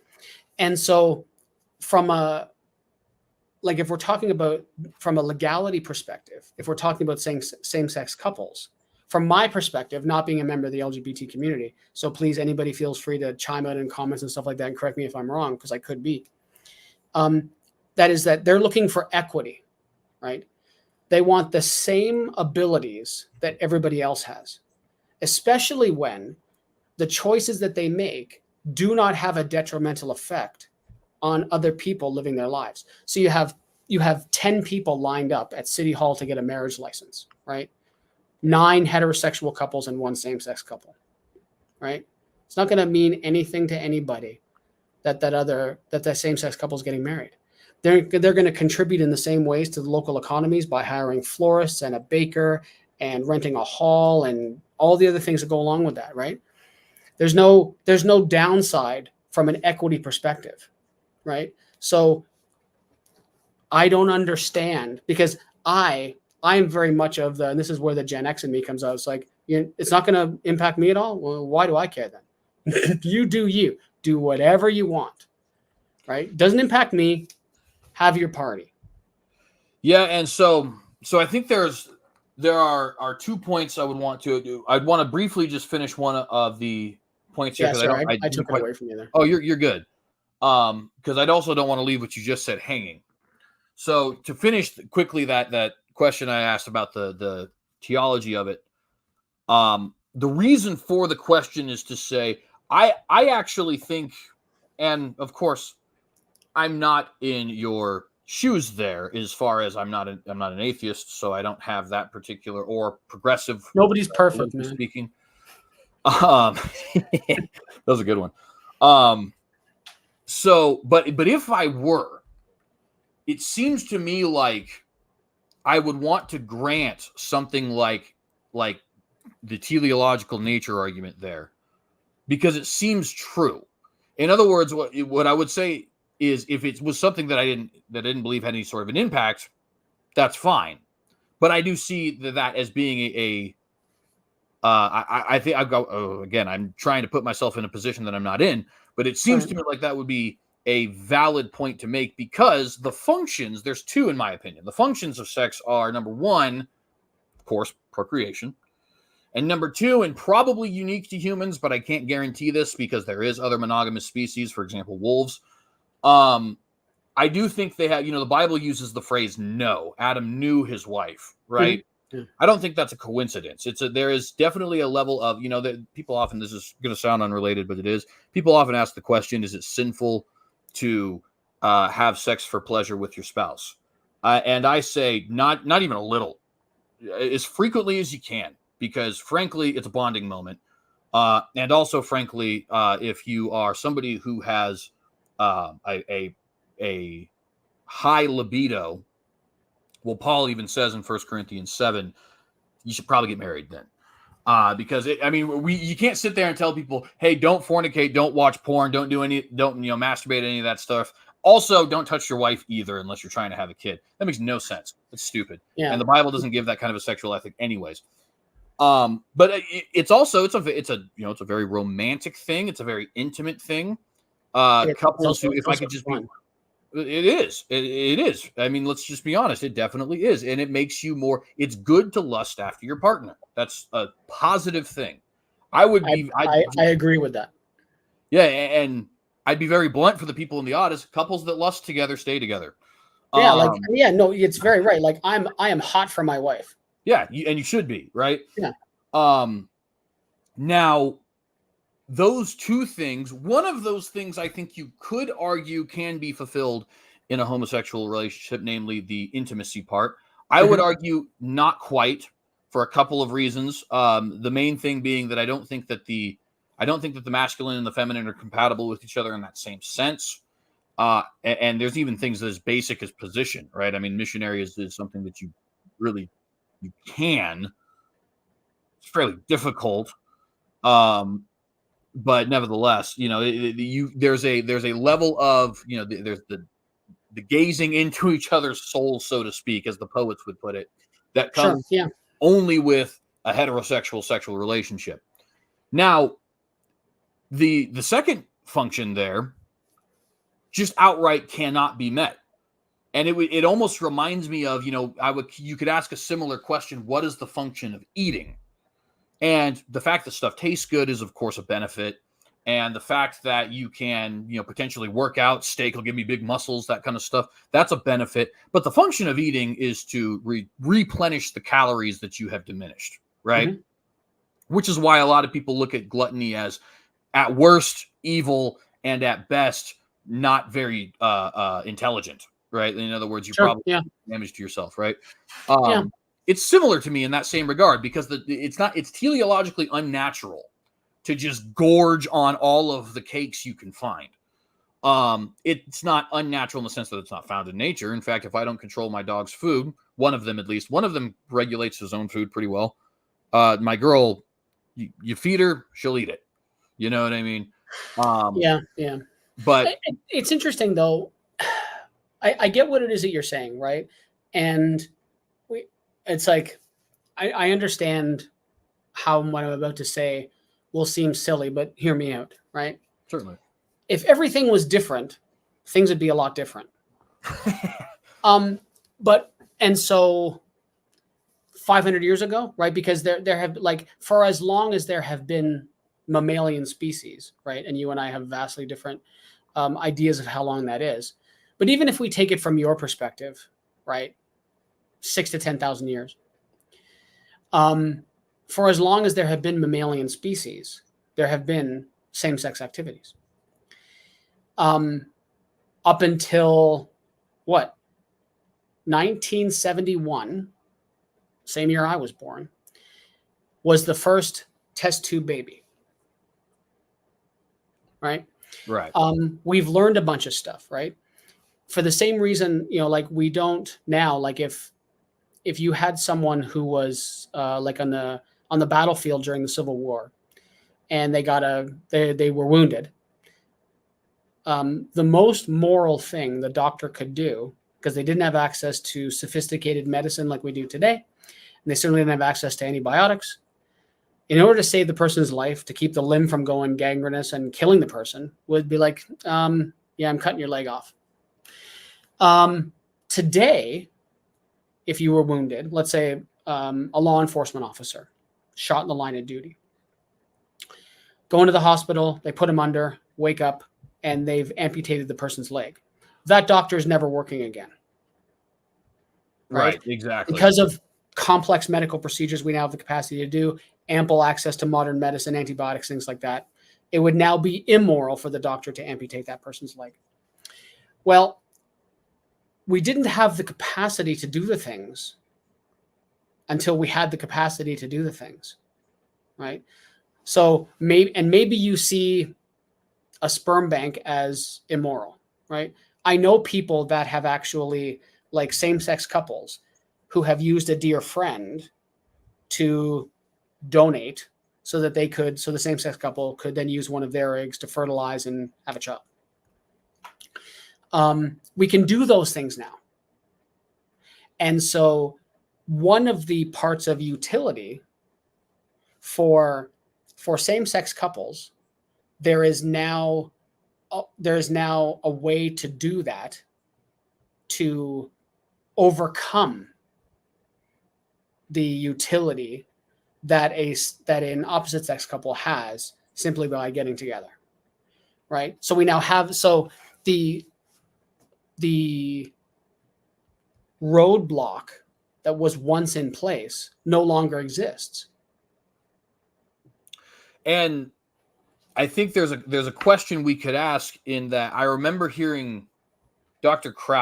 Lawrence Krauss, when speaking on, it wasn't exactly this issue. It was a general theist versus atheist conversation, but it ended up kind of moving into this issue. And he argued kind of along similar lines as you are, because for the most part, not exclusively, but for the most part, things like natural law, which I'm speaking about right now, do tend to be a theistic worldview for rather obvious reasons. Because if natural law, if there's no lawgiver, is not so much law as it is just the way things are, right? But nevertheless, and he had argued, if you have two, a brother and a sister who loved each other dearly, who were consenting adults, and who were, say, I don't exactly remember how some way, shape, or form, there was no possibility of them having kids. I don't remember if he was saying they were. I remember this talk that he was having. It was when he was debating Hamid Zorsitz. Exactly. That's exactly right. And he made the case. He says, well, I don't see how you can make any convincing argument that that's wrong. And of course, he's entitled to that opinion. I don't think you should be making, there's no such thing as a crime of conscience, at least not against the government. That being said, though, that is, I think, I actually admired Krauss's response in so much as that I think that's very consistent. I think he's being very logical in what he said there, even if I think a position that perhaps you might have or some other people might have is actually closer to what's correct, right? Which is a weird phenomenon when you're like appreciating the things that people you don't agree with say, right? You're like, if they were more consistent from my point of view, they'd actually be less correct from my point. It's strange. But at any rate, because they have the same capacity, I think, to overcome those kinds of problems. And yet, we could still, I think, reasonably argue that nature has shown us, as far as the theology of things, I know that word is probably losing its meaning to some people in the audience right now, but that's still not right, right? Even if you have managed to avoid the pitfalls, we have been taught via quote-unquote natural law, which I think natural law is something that we are able to just intellectually discern as far as the nature of God, but I digress. That's still not okay. There's something wrong with that. It's not simply atypical, though it is, but it's actually it dysfunctional, you could say. I'm sorry if that word is offending to anybody. No, it's interesting. But so here's a blunt question: does it give you an ick factor? Oh, certainly. Yeah, it does for me too. Right. And it's really hard. Like, as you were laying it out, I could see in my head, I could see like your cranium is fully opaque. I'm unable to see into it, but I could see the wheels turning, and I knew precisely where you were going. As soon as you said Krauss, he was on episode 25 of the CA, by the way. As soon as you said that, I knew precisely where you were going to go. And I was working through it in my head too. And I asked you that question because I hit the same block. And if I'm being intellectually honest with you, which is all I've ever been, I don't have a good answer for that. It gives me an ick factor, which is why I asked you the question as well. Right. Gives you an ick factor. Why? I don't know. Because it does, like, in fairness, it does overcome those roadblocks, right? You have, like, let's say the sister, ick, was infertile, right? Let's say she was, or the guy or the man was sterile, right? Just, no swimmers. Well, that overcomes that roadblock, right? In a different way that, the sperm donor and the egg thing overcomes it in the opposite direction, right? It does. It's a fair argument. I don't have a better answer than ick. Well, and to be fair, I don't actually. There's not a lot I could comment on that because I'll be honest. Intellectual honesty is disarming. Yeah, it is. You know what I mean? But you said something really interesting, right? Because when you were talking about the whole, utility aspect, male and female missionary position, looking into the partner's eyes, right? For everybody watching, it does provoke a visual, doesn't it? Right? Certainly. Now, think about, uncle, daddy, and cousin, sister, right? Ick, right? It just does. Well, and actually, it's funny when you said it does provoke a visual, does it? I'm realizing now, I'm sure everybody is mature enough to realize that this was going to be a NSFW conversation. But perhaps I should have put that in the comments. It'll be fine. Just add a little footnote or something. You'll be fine. Right. I mean, certainly, I guess I'd be weirded out if somebody said, I don't think this is particularly appropriate. It's like, well, I mean, we're talking about sex. It's gonna get to that territory. You could just. No, but we're also going to, I mean, in fairness, it's, I mean, we are keeping it in tone with, and we've related back many times to, worldview perspective, Christian versus atheist. But hey, when they see my picture in the thing, they probably think I'm going to be eating a baby on screen. So who knows, right? So everything else is a bonus. It's funny. And I'm going to get back to what we're talking about because this is another unrelated thought, but it is reminding me. I thought after I made the thumbnail, because the reason I chose that thumbnail is because we and you have talked about your affinity for snakes, and I thought that was cool. Yeah. After the fact, I realized that I put the atheist with a snake, and there's a very particular context in Genesis. It's hysterical, yeah. It wasn't lost on me. I just hated that you posted a picture of me when I'm fat. Yeah, but that particular part was not intentional. It was because of the affinity. No, but after the fact, I did realize it, and I had a little chuckle to myself. Not gonna lie. No, I'm just messing with you. It's fine. So it is. There is no escaping it. And again, one of the things that I've always appreciated about our conversations is we can have that level of honesty. And the fact that either one of us can be honest enough to be disarmed and still not run away from it, right? Because it's not something that should be concerning in that way. Like it's just two people, and a bunch of other people watching on, right? So who cares, right? And if people will look at you sideways differently or me sideways differently, so be it. Yeah, I tend to agree, actually. And to be fair, I've yet to lose a single subscriber because of you being on here. So far, my audience seems to be pretty well steeled to that. Thank the Lord, but nevertheless, and I doubt you have either. Well, I don't know. You're a little bit bigger than I am as far as your audience, so maybe. I don't think I've certainly never received a negative message. Right. No, I've never. I'm just thinking back, and I'm old now, so I think slowly. But I've never received a negative message regarding any of the times, because what I'll do with this later on is I'll steal it and I'll post it as an episode, right, on the podcast. And I've never gotten a negative message. Never once. Well, that's good. Actually, I'm glad to hear that. When you guys on the Canadian Atheist podcast hear this video, know that you've now impressed Christian apologist CJ Cox, if that means anything to you at all. So now on to a second point. Yeah. And this point actually will be, I kept putting pins in your legality question. This one will actually be more germane to that topic. Although I will admit the legality question can be kind of odd for me. And we'll get to that. Suffice it to say, sometimes my political views and my religious views and my philosophical views can be in conflict with each other. And I'm not quite sure how I'm dotting I's and crossing T's yet. Hopefully I will be more in the future. But there is a second, I brought up this teleological nature sort of argument is one argument why I could say I think homosexuality is immoral. Or to put it more precise to what I actually believe, why I think God has set this out, or how God's commands are reflected in nature, or what have you, right? Mm-hmm. A second reason I think is the impact that homosexuality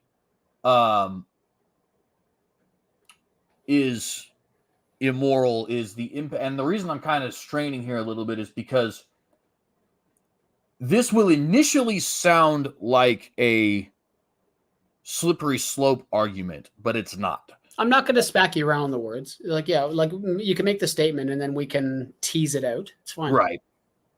I find that there is a detriment to society that comes from, not, to be fair, not just homosexuality. It typically actually starts with female promiscuity. I think female because they're nicer to look at. So I think that's why it opens the floodgates rather. But homosexuality also. And so to give an example of this, I remember, actually it might have been today. I was reading a very long thread from a person who identifies as a former homosexual, where he was saying that he had very many sexual encounters as a minor, and had very many friends because, of course, one of the things about being, part of a community, so to speak, is that you meet more people who are members of that community. In other words, the fact that he was a gay teenager and wanted to be a part of the LGBT community meant he knew more gay teenagers than you and I might, not being members of that community, right? Fair. And he said that not only did he have very many sexual encounters with adult gay men, but that he knew a lot of others who had, and even had gone so far as to do things that would really be classified as prostitution, but kind of weren't ever called prostitution, right?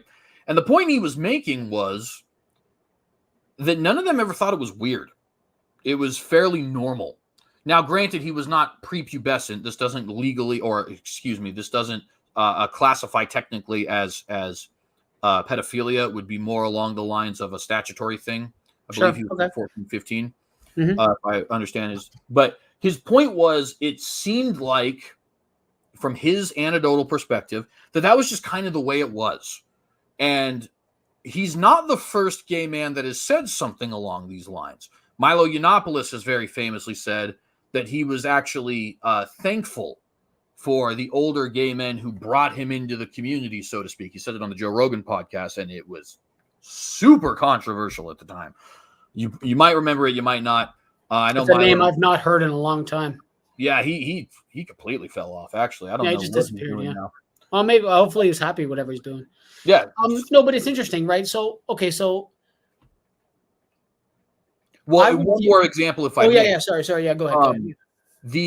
And I want to be clear. I'm not saying that all gay men or all gay people or anything like that are sexual deviants in any other sort of way. Obviously, I've said what I've said about homosexuality, so I do believe it's deviant in some sense, but nevertheless, but these things are things that need to be talked about. The leader of NAMBLA and a lot of their supporters got their starts with things like the Stonewall riots and the sexual revolution and stuff like that, right? And it went from support for gay rights into support for, in that case, straight up pedophilic rights, right? Remind me what the acronym for that is again.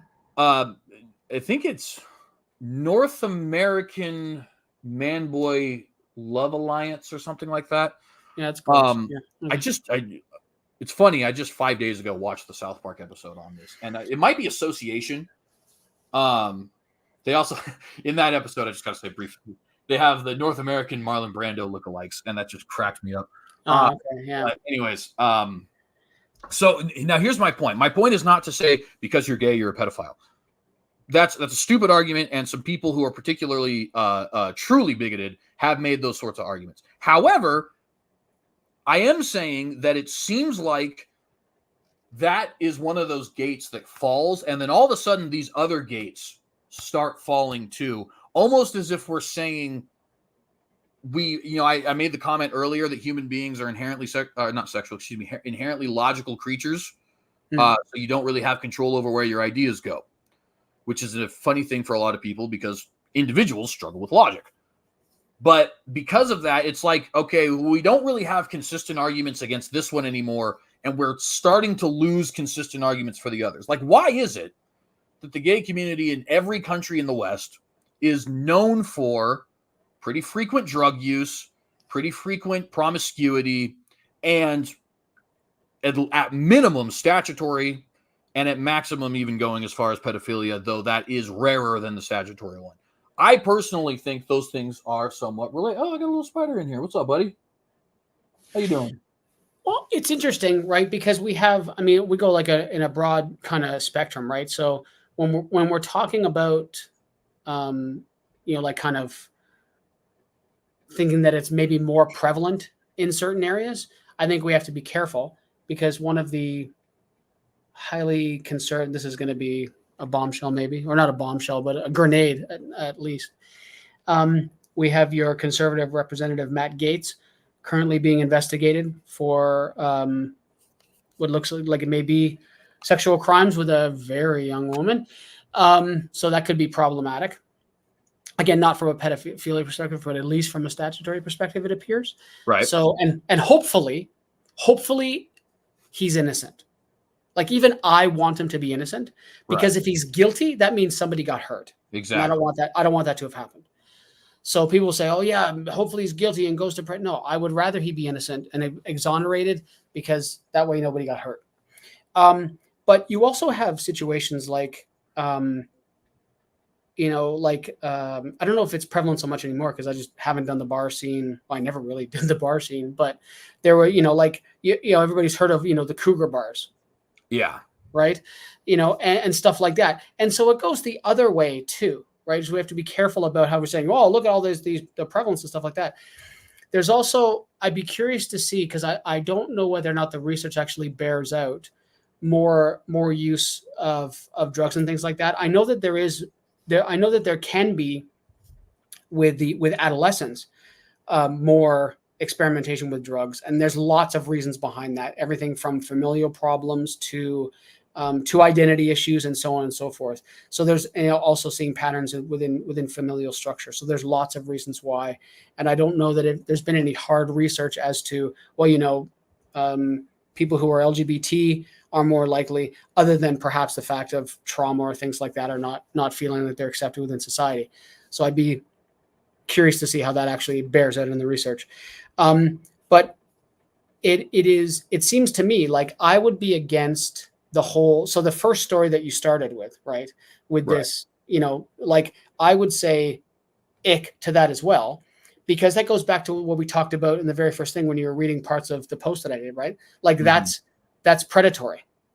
Totally. Right? Totally agree. Like that is wrong because it's predatory. It has nothing to do with the fact that it's wrong because it's same sex. It's wrong because it's predatory. Right. And it would be just as predatory if it was, a mature man and an adolescent girl. It would be just as predatory. Yeah. And actually, to be fair, I completely agree with that. Sorry, the spider's just intriguing me. It kind of looks like an ant, which is interesting. But he's clearly got 8 legs. Anyways,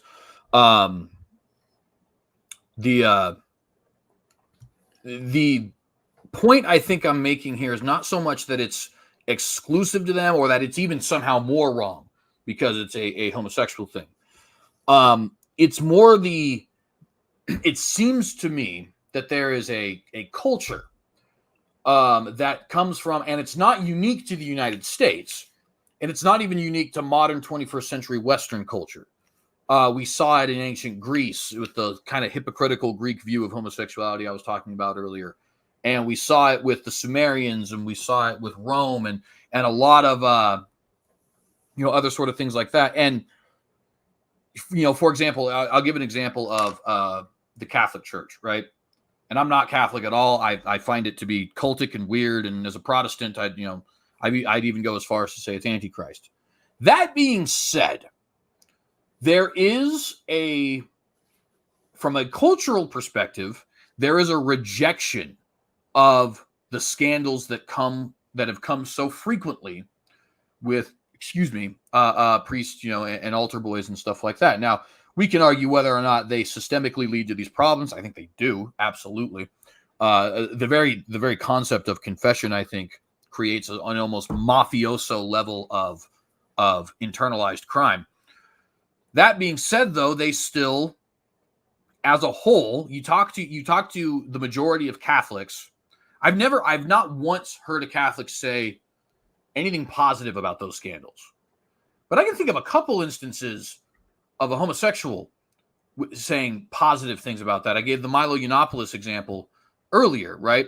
And I, to be fair, I can also think of many homosexuals who would not look on that positively because everybody's an individual. But there does seem to be a level of, and perhaps maybe I could make this less loaded by looking at something that's less predatory, right? Because I know a lot of people are going to be You'll have to get right off the Catholic Church then. Right, totally. But I think a lot of people in the audience might be thinking something along the lines of, this is the same tired homosexual men or pedophiles thing that we've heard so often. And I recognize why that can seem like a straw man, because for a lot of gay men, it's just simply not true, right? So let me use an example that's probably that makes the point equally, but doesn't have the predatory thing associated with it, and that's the promiscuity example. I think you would be hard pressed to say that it is not simply a accepted part of Western 21st century gay culture to be polyamorous or generally promiscuous. And we can cite tons of anecdotes about that, certainly. I would be interested, I guess, to see how that works out statistically speaking, because I haven't looked it up. But certainly we recognize the culture of it. I mean, so much so that, for crying out loud, one of the top 3 most popular categories of pornography is lesbian, right? For various reasons outside just simply homosexuality, of course. It's appealing to the male gaze, but nevertheless, it does seem like, from the perspective of sexual mores, there is a highly detrimental impact on society when homosexuality becomes accepted. And it doesn't, at least initially, appear to be related to homosexuality in a way that's like A equals B, right? It seems a little bit indirect, but we see it in virtually every culture I can think of. Whether that's 3,000 years ago or 6,000 years ago or 1,000 years ago or 21st century San Francisco. Salt Lake City also has a pretty massive gay community. Tel Aviv, Israel, even, to go to another country. And I'm not sure what you guys in Canada have as far as your quote unquote gay capital, or if you even have one, but whatever that city would be, right? Yeah, it's interesting. So yeah, like just a little footnote. Yeah, Utah, there was a study that came out not too long ago. Utah, as a state, consumes more pornography than any other state in the union. Yeah, I've seen that actually. As far as a gay city, not really. Like Toronto has what we call the Village, and Toronto has the parade is this weekend. They have the second largest pride parade in the world, second only to San Francisco. I have gone several times. I haven't gone lately just because I'm old and I don't want to be around crowds anymore because there are people. But I did find something actually representative of what you were talking about. So not to completely cut you off, but so part of this study in terms of gender identity and polyamory, so directly related. So this isn't broken down. All this says is it isn't broken down in the sexes. So this is anyone who sees themselves as either like any member of the LGBT community. So lesbian, gay, non-binary, non-conforming, gender fluid, trans, everything. And it's male and female as well. So again, so people who look at polyamory as kind of like an okay thing or have engaged in it. Approximately 4% of Gen Z, 2% of millennials, 1% of Gen X, and less than 1% of boomers. So what seems to me is that, and I think this relates to something you said before, from my perspective, it's not that it's more, it's that it's less hidden, right? I I don't believe for a second that there's more, either whether it be promiscuity or presence within any of the LGBT community. I think it's just more visual because much, not all by far, but much of society has become safer. In some ways, not all, right? Because there's still some places, like, I'm sorry, but if you decide to come out in Iran, you're dead. Yeah, for sure. If you come out in some places in the US, you might be dead. There are places in Canada where it's probably not safe, right? And this is probably true across the world. Maybe no more so than in, like we talked about, places in the Middle East. Armin Navabi from Atheist Republic has talked about this before. He's from Iran originally. So it's like, I don't believe it's any more or less. I think it's just more, people are more, like there was that chant that had gone on years ago. I haven't heard it in years now, but the chant that used to be in parades, right? We're here, we're queer, get used to it. Right? I think it's, members of the LGBT community kind of taking it back, saying, we're not going to stay hidden anymore. Right? So I don't think that's more prevalent. I think it's just more exposed. And for people who have a real problem with it, it's like, it's everywhere now. No, it's just more out in the open. Well, and I'm sure there are ways in which that's true, because it's certainly true that human beings, there's virtually, there's an old saying from the book of Ecclesiastes, there's nothing new under the sun. And of course, he's not talking about like technology or stuff like that, but in a way that's true. As far as behaviors, that tends to be true, right?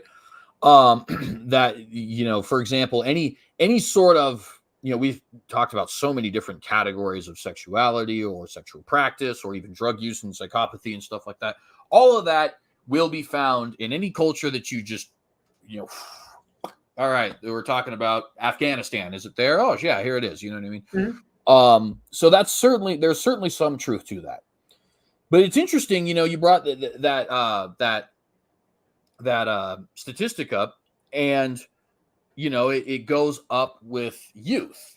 It seems boomers 1%.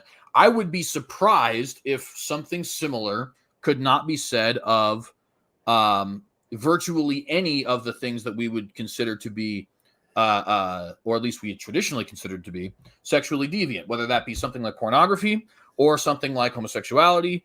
Probably not the super crazy stuff, but like I happen to be very interested in the psychology behind sexuality. That same Lehmiller study that I gave you earlier about the 59% with the fantasies, 89% of women and 95% of men, according to that study, have group sex as one of their top 3, which is an insane number, by the way, because it means that in a room full of 10 people, 9 of them, regardless of gender, probably have that fantasy. Well, now, yeah, I mean, if you're talking about the law of averages, right? I think the laws of averages get a little bit more minimized the smaller you make the group, right? Totally, and especially because you have like certain people are going to associate more with people who think and act like them. Yeah, I also think one of the things that you find from Pornhub does its own studies, which are incredibly fascinating, by the way. I don't mean to endorse anything that they do, but nevertheless, the studies they have are very fascinating. And one of the things that both those statistics and the statistics you'll find from Lehmiller indicate is that people are not very honest about this sort of thing when it's not anonymous. I don't think that surprises me at all, right? Like there are, like if you look at members, like parts of this study, there are certain, depending on the question that gets asked, upwards of 20% of people said no or don't know or don't want to respond. Right. Right. So there are lots of people. One thing that's interesting that you said about the whole, kind of seems to be more prevalent in younger people. One of the things that we're lacking in this area, I think, are longitudinal studies. Like we have longitudinal studies about lots of things, right? Like we've studied poverty over decades in different places, right? We've studied, economic trends over decades. It's entirely possible that, like with boomers, there are less of them now. And certainly, I don't think what I'm about to say is uncontroversial at all. In their day, you were in the closet. And so they're going to be members of that people that are like, don't know, don't want to say. I'm not going to talk about this. I think it might be a wrong thing to say. It's becoming so much more prevalent. Like I said, it's just more out in the open, right? But in fairness, I don't think we have the benefit of these type of longitudinal type studies, right? We don't have LGBT studies from 75 years ago. Well, and that's true. But what we do have, I think, is we have both studies and I wouldn't call these studies, but more, I hate to use such an untechnical term, but vibes, so to speak, by which I mean the collection of media, writings. In other words, there's the old quip about how studies and statistics are just a collection of anecdotes. That's not really true, but we do have both in this regard, the collection of anecdotes and scientific studies. As far as what was commonly accepted and people's sexual behavior, right? And so, like, as one example, there's a study from a doctor, I think her name is Balzarini. I'm probably butchering that pronunciation. But nevertheless, she did, and actually, she's a Canadian, University of Western Ontario. She did a study that showed, and I wish I could remember the number, but that bisexual and pansexual participants in the study were far more likely to be in a polyamorous relationship than a heterosexual individual. If I remember correctly, I think when adjusted for the fact that there's just far more heterosexual than homosexual people in the world, it was something like 3 times more likely, or it might have been even that it was 3/4 of the overall population, which is insane if you consider 10% of the population makes up 3/4 of another particular group of the population. You know what I mean? That's a massive number. Now, correlation doesn't always equal causation, but that coupled with, you look at the generational thing. Well, what also happens with the generational thing there? Well, boomers tend to have a very poor view of anything that we consider to be sexually liberal, right? Whether that be porn or whether that be even divorce for that matter, which I wouldn't even necessarily say it's related to the sexual revolution, certainly, but it's not always an example of that. For example, sometimes people get beat up and they don't want to be with somebody who beats them up anymore. Which is probably less. It was probably less likely for a woman to get out of that kind of relationship 100 years ago. So that's why I'm caveating in that regard.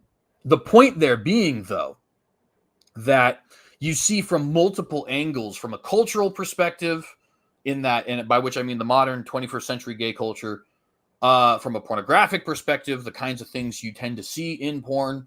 I remember when Tumblr decided they were going to not have porn in their community anymore.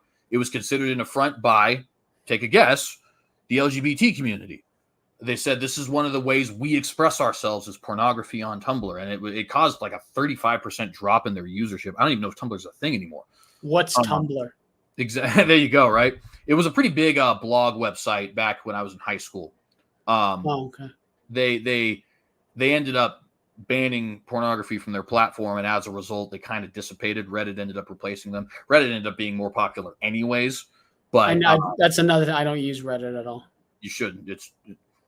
For various reasons, it's useless and not worth your time. Yeah. But so all of this is me. I'm getting here to a point, which is to say, like, the sexual revolution, which is commonly pinpointed to 1972, though the roots go way back to the 20s even. It really does seem like there is hey, we started with gay marriage, now look where we're at with all of the, and I'm not even necessarily speaking on the legality element, because I do think legality and morality are a different thing. But the culture that is accepting of and thinks it to be just as normal and normative as any sort of a heterosexual relationship, accepting of homosexuality in that sense, it seems like almost inevitably ends up with this very raucous homosexual subculture that bleeds into the rest of culture in such a way that, I mean, I would be flabbergasted if my great-grandfather Arthur, that was his name, Arthur, would, be able to even recognize what we have going on today. And I'll give one more little anecdotal example of this, which is, and I use this example very frequently when arguing this. It's a joke a little bit. I say a little bit because it's really not a joke, but it's meant to be humorous. You go to a gay pride parade, there's very often very scantily clad women and men dressed in bikinis and Speedos. And they're everywhere. And I think it's kind of interesting that people want to say we're not sexually deviant, and then they dress up like that in public in front of children. That doesn't, and of course, like I said, that's meant to be somewhat like ha ha ha, But I'm not saying it in the joking sense because I'm using it as a serious point right now. Like, that is a uniquely LGBT phenomenon.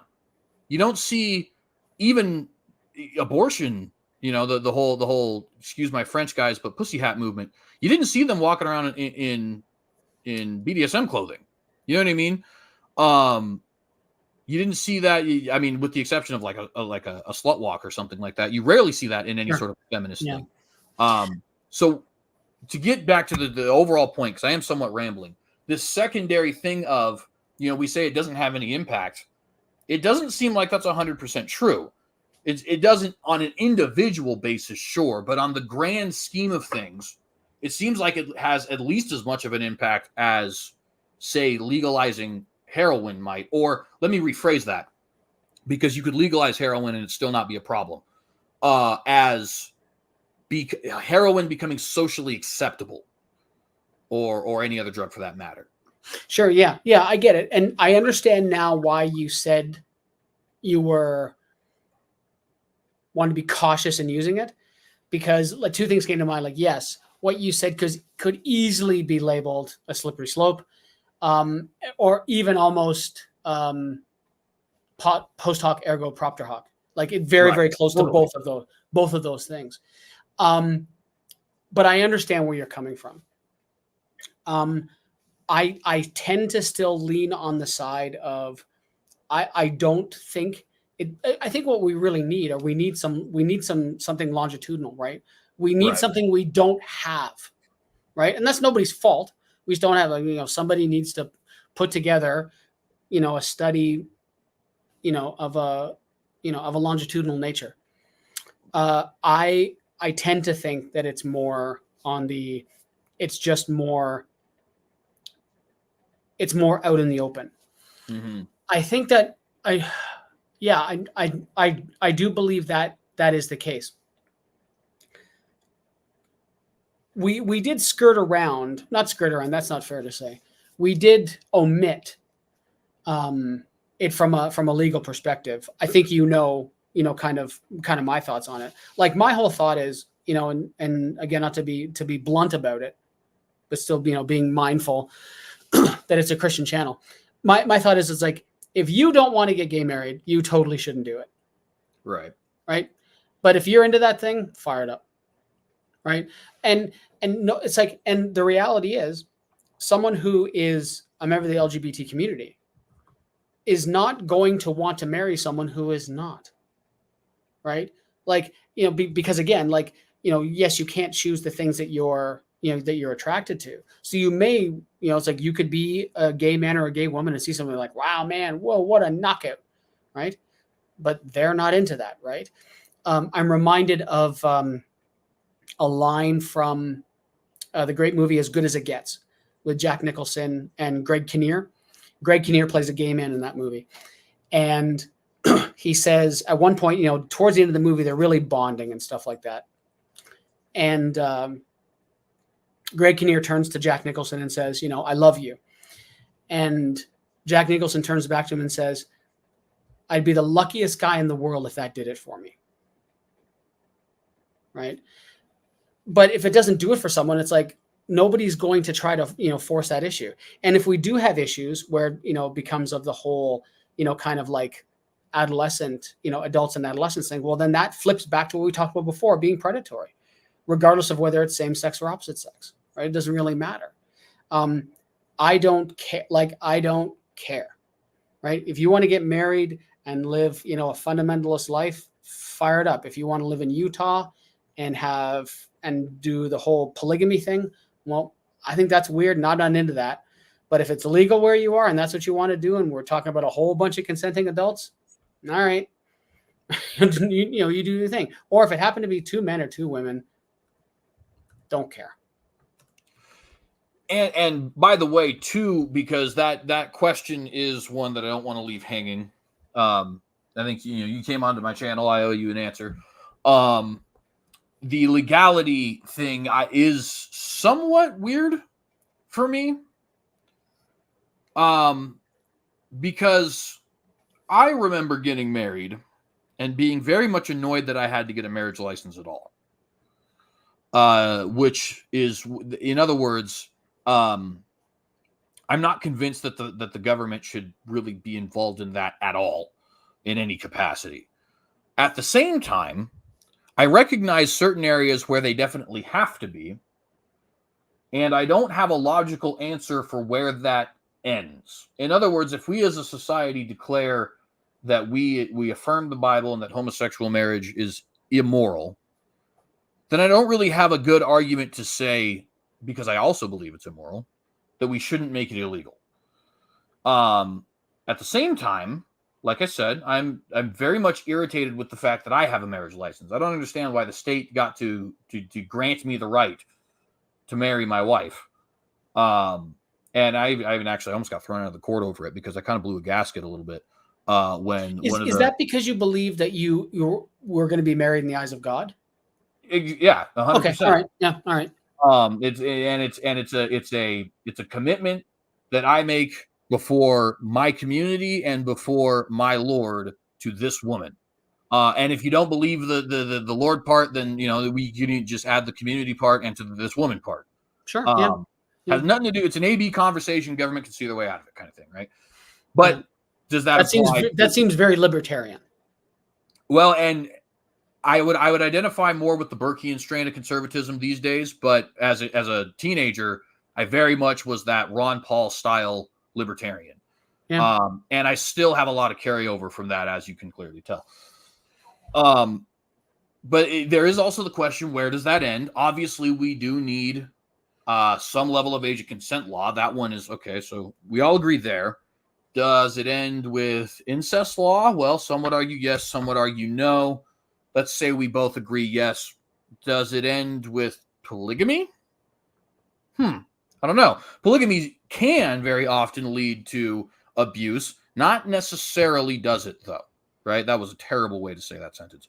It doesn't always is the point, right? You can have, I think most cultures throughout history would argue that that's just the way it's always been.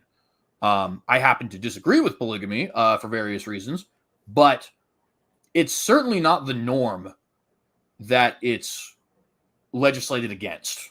Yeah. I get the same ick from that.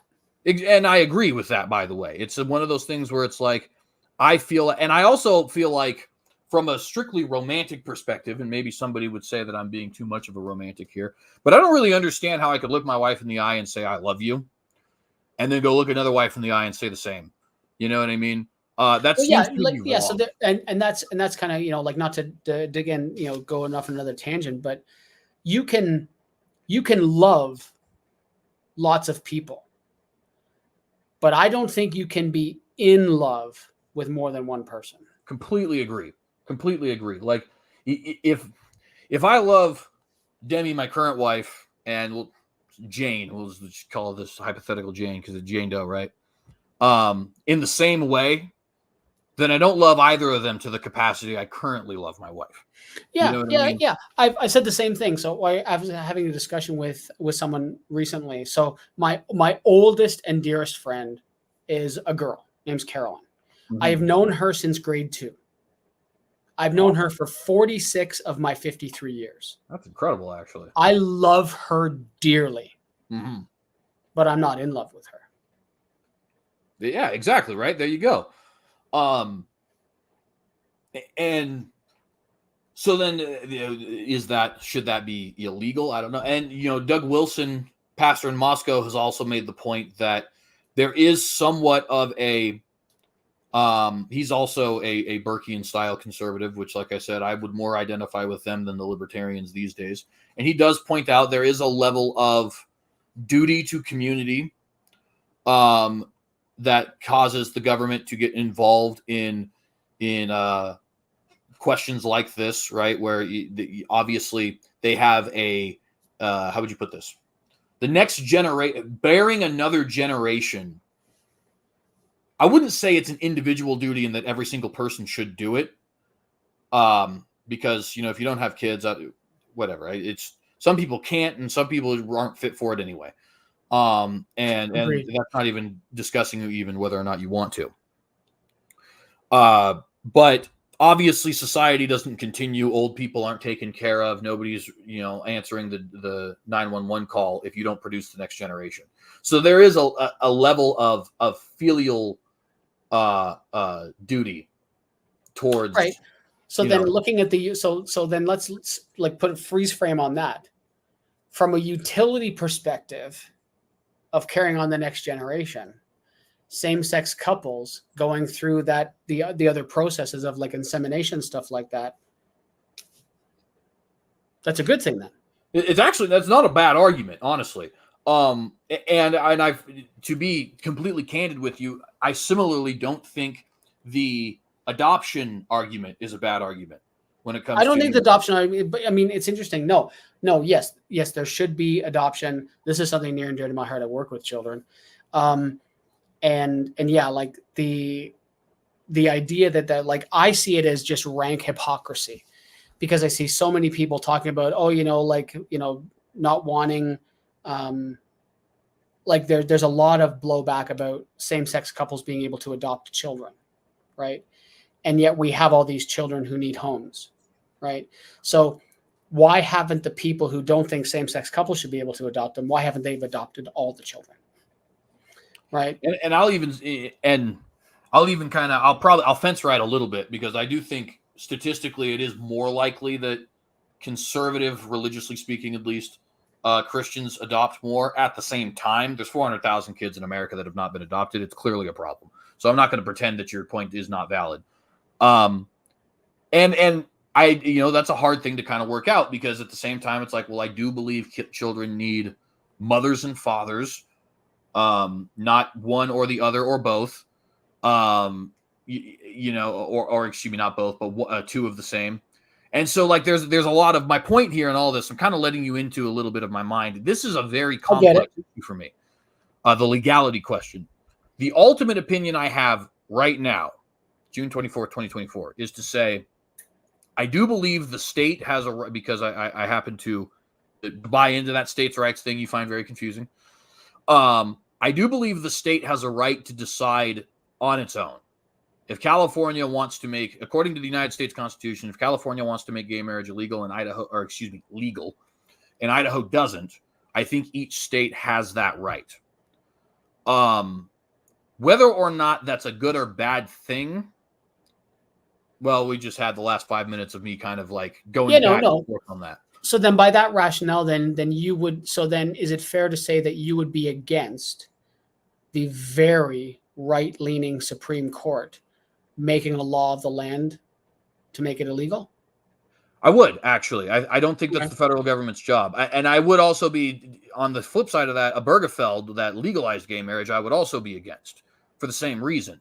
I think if the California state legislature or the New York state legislature or the Illinois state legislature decides to pass it into law, or if by some stroke of, I don't think this would ever happen, but if we amended the Constitution to somehow include it, those would be perfectly legitimate constitutional ways to do it. And then at that point, it would just be a matter of, do I agree or not? Like, am I the one personally voting in that California state legislature for its legalization? Yeah. Okay. Right. But yeah, if we were to have Congress pass a law outlawing gay marriage, or the Supreme Court ruling against, I think that would be a violation of the United States Constitution. I think it'd be a violation of the principles of regionalism. And frankly, I think it'd be a violation of community. The reason we have, I go back to this Burkean idea, the reason we have this states' rights view in the United States is because there's not in the 21st century. There was, when this country was founded, a very strong belief that we, to be fair, got from the British. We didn't come up with it. Of you have duty to both your ancestors and your posterity. You have duty to your community, both in the direct neighbor sense and in the overall sense, and greater than that in the national sense, right? Nation, sure. Clan. Yeah. It's the different umbrellas. Yeah, exactly. And people, you can say, well, I have a right to do whatever I like. That's perfectly fine. Whether or not you have a right to do it does not mean that you're not going against your own duty. I'll give you a great example of this, right? A billionaire might say, I have a right to my money. I agree with that from a legal perspective. You totally do. You also have a duty to help the poor. That is a duty of yours. I would go as far as to say that you would be in some level of sin, or at the very least would be a dishonorable person, if that is not a conviction on your own heart. And should the state force you to do that? I don't think so. But you should, by your own conscience, be convicted to do that. And I have a problem with you if you don't, right? Honor and duty, I think, it's something we've lost as a society. And unfortunately, I can say this throughout the West, but I'm speaking specifically in the United States. And things like the federal government deciding for each state how it's going to run is an example of that. I have a duty to my community. Washington, D.C. does not. They have no duty to my community. They're infringing on my duty to my community when they decide what laws I can and can't have here outside of that, which violates somebody's human rights, which I don't think there is a human right to homosexual marriage, nor is there a human right for everybody to ban it. So that is a very long-winded way of me saying, at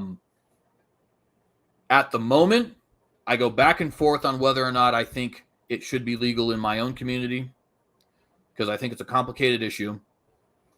I do think my community has a right to make that decision without the federal government's involvement, though. And I certainly think, regardless of whether something is legal, I don't think that necessarily makes it moral. And I'll also add to that really quickly. According to the United States Constitution, it is also legal to outlaw homosexuality, period. There's nothing constitutionally that would prevent that. I would take that as a bridge too far, though. I think that there's something to be said about, in the book of Leviticus, it talks about stoning, or I believe it's stoning, women who are virgins on their wedding day. And I'm not criticizing Leviticus because I'm a biblical fundamentalist and I think that that's the word of God. I also think that the Mosaic law is supposed to have the function of convicting you internally, not necessarily externally, which is why I don't think we should go around stoning people who weren't virgins on their wedding day, right? I'm not saying that Moses is wrong there. I'm saying that through the lens of what I see Jesus saying, that's not the point of the law of Moses, is to legislate it. The point of the law of Moses is to make somebody think I'm in need of a savior, right? And so for the same reason, I don't like the idea of the whole God hates fags thing. You know what I mean? That's not true. At least not any more true than it is with everything I've done in my own life. Yeah, no, and it's interesting. Yeah, you a minute ago when you were saying something, you almost bridged into socialism, I have to say, but you skirted it. Don't worry about it. And no, it's interesting. I mean, it's codified in Canadian law here, and it has been for close to 20 years now. So I mean, like same-sex relationships have been quote unquote legal since 1969. And marriage has been legal, I believe, since 2016. So now it's just codified in Canadian law. But yeah, friend, it's 10:45. We've been going for 2 hours and 35 minutes. Yes, sir. And I have an early morning. Yeah, and Actually, to be honest, this is even longer than I intended to go, which is not a bad thing, but nevertheless. Come on, man. You and I never have short talks. Oh, ain't that a fact? Well, would you like to give any of your final thoughts before we get out of here? No, I think that I think we've covered a lot. I stand by what I said before, what I said in the posts, and but I think we've not necessarily come to agreement. Like I said, I think there'll be a mingling of the minds, but not not a meeting of them. But I think the most important takeaway from my perspective is when there are some who would have a flag or a sticker on their vehicle that says "Don't tread on me," that they should remember that sometimes that applies to other people as well. And if you're truly going to have equality and equity, then it should be for everyone and not just the people that make the laws. Yeah, absolutely. And I appreciate that. And I'll say I'm not going to give a recap of what I've said here because, well, for two reasons. Number one, it would just be unfair. It'd be kind of hitting and running. And also, I do want to do a couple of short form videos on some of the things that were discussed today, like the whole argument I made earlier about the overall logic about love is love and stuff like that. So if you guys in the audience are interested in that sort of thing, and you for that matter, if you want to critique it or anything like that, hopefully that'll just be coming here soon. So all I'll go ahead and say is, if you like this video, I didn't see any super chats. If I missed anything, somebody please let me know. I didn't see anything there, so there's no questions to answer. So if you like this video, just remember to like, share, subscribe, hit the bell, all that good stuff. Questions, comments, criticisms, critiques, and anything of that nature can go in the comment section below. I have edited the description to add Micheal's podcast if you guys want to check that out. I'm also just going to enter into the chat here, into the side chat, the email address for the podcast. Absolutely. So if you want to yell at me, you can do that via email. And yeah, one of the things that I like about this is that this can hopefully be a conversation starter, right? And not an end to the conversation. And we will undoubtedly do this again. Same topic, maybe different topic, maybe, but keeping the conversation going and remembering what I said. It may have been prophetic, that CJ and I just talked for 2.5 hours and we're completely civil to one another in every way, shape, and form. And if we can have more dialogues like that with people we disagree with, how is that anything but a good thing? I think I'd go a little further. Not only is it a good thing, but the reason why the Western countries of the world are so polarized on everything from politics to who's winning the Super Bowl, is because we have lost the ability to do that. So have a good conversation with someone you disagree with. You might literally be saving the world. But with that, friends, we're going to go ahead and get out of here. Lord willing, I'll be with you at least Wednesday for a compatibilism is biblical thing. If I can get my video edited by tonight, then I'll have a edited video for you guys tomorrow. I kind of doubt it, to be honest, but who knows? Maybe I'll surprise myself.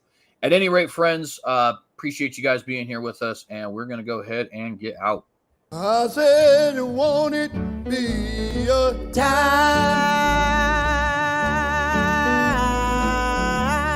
Oh, won't it be a time?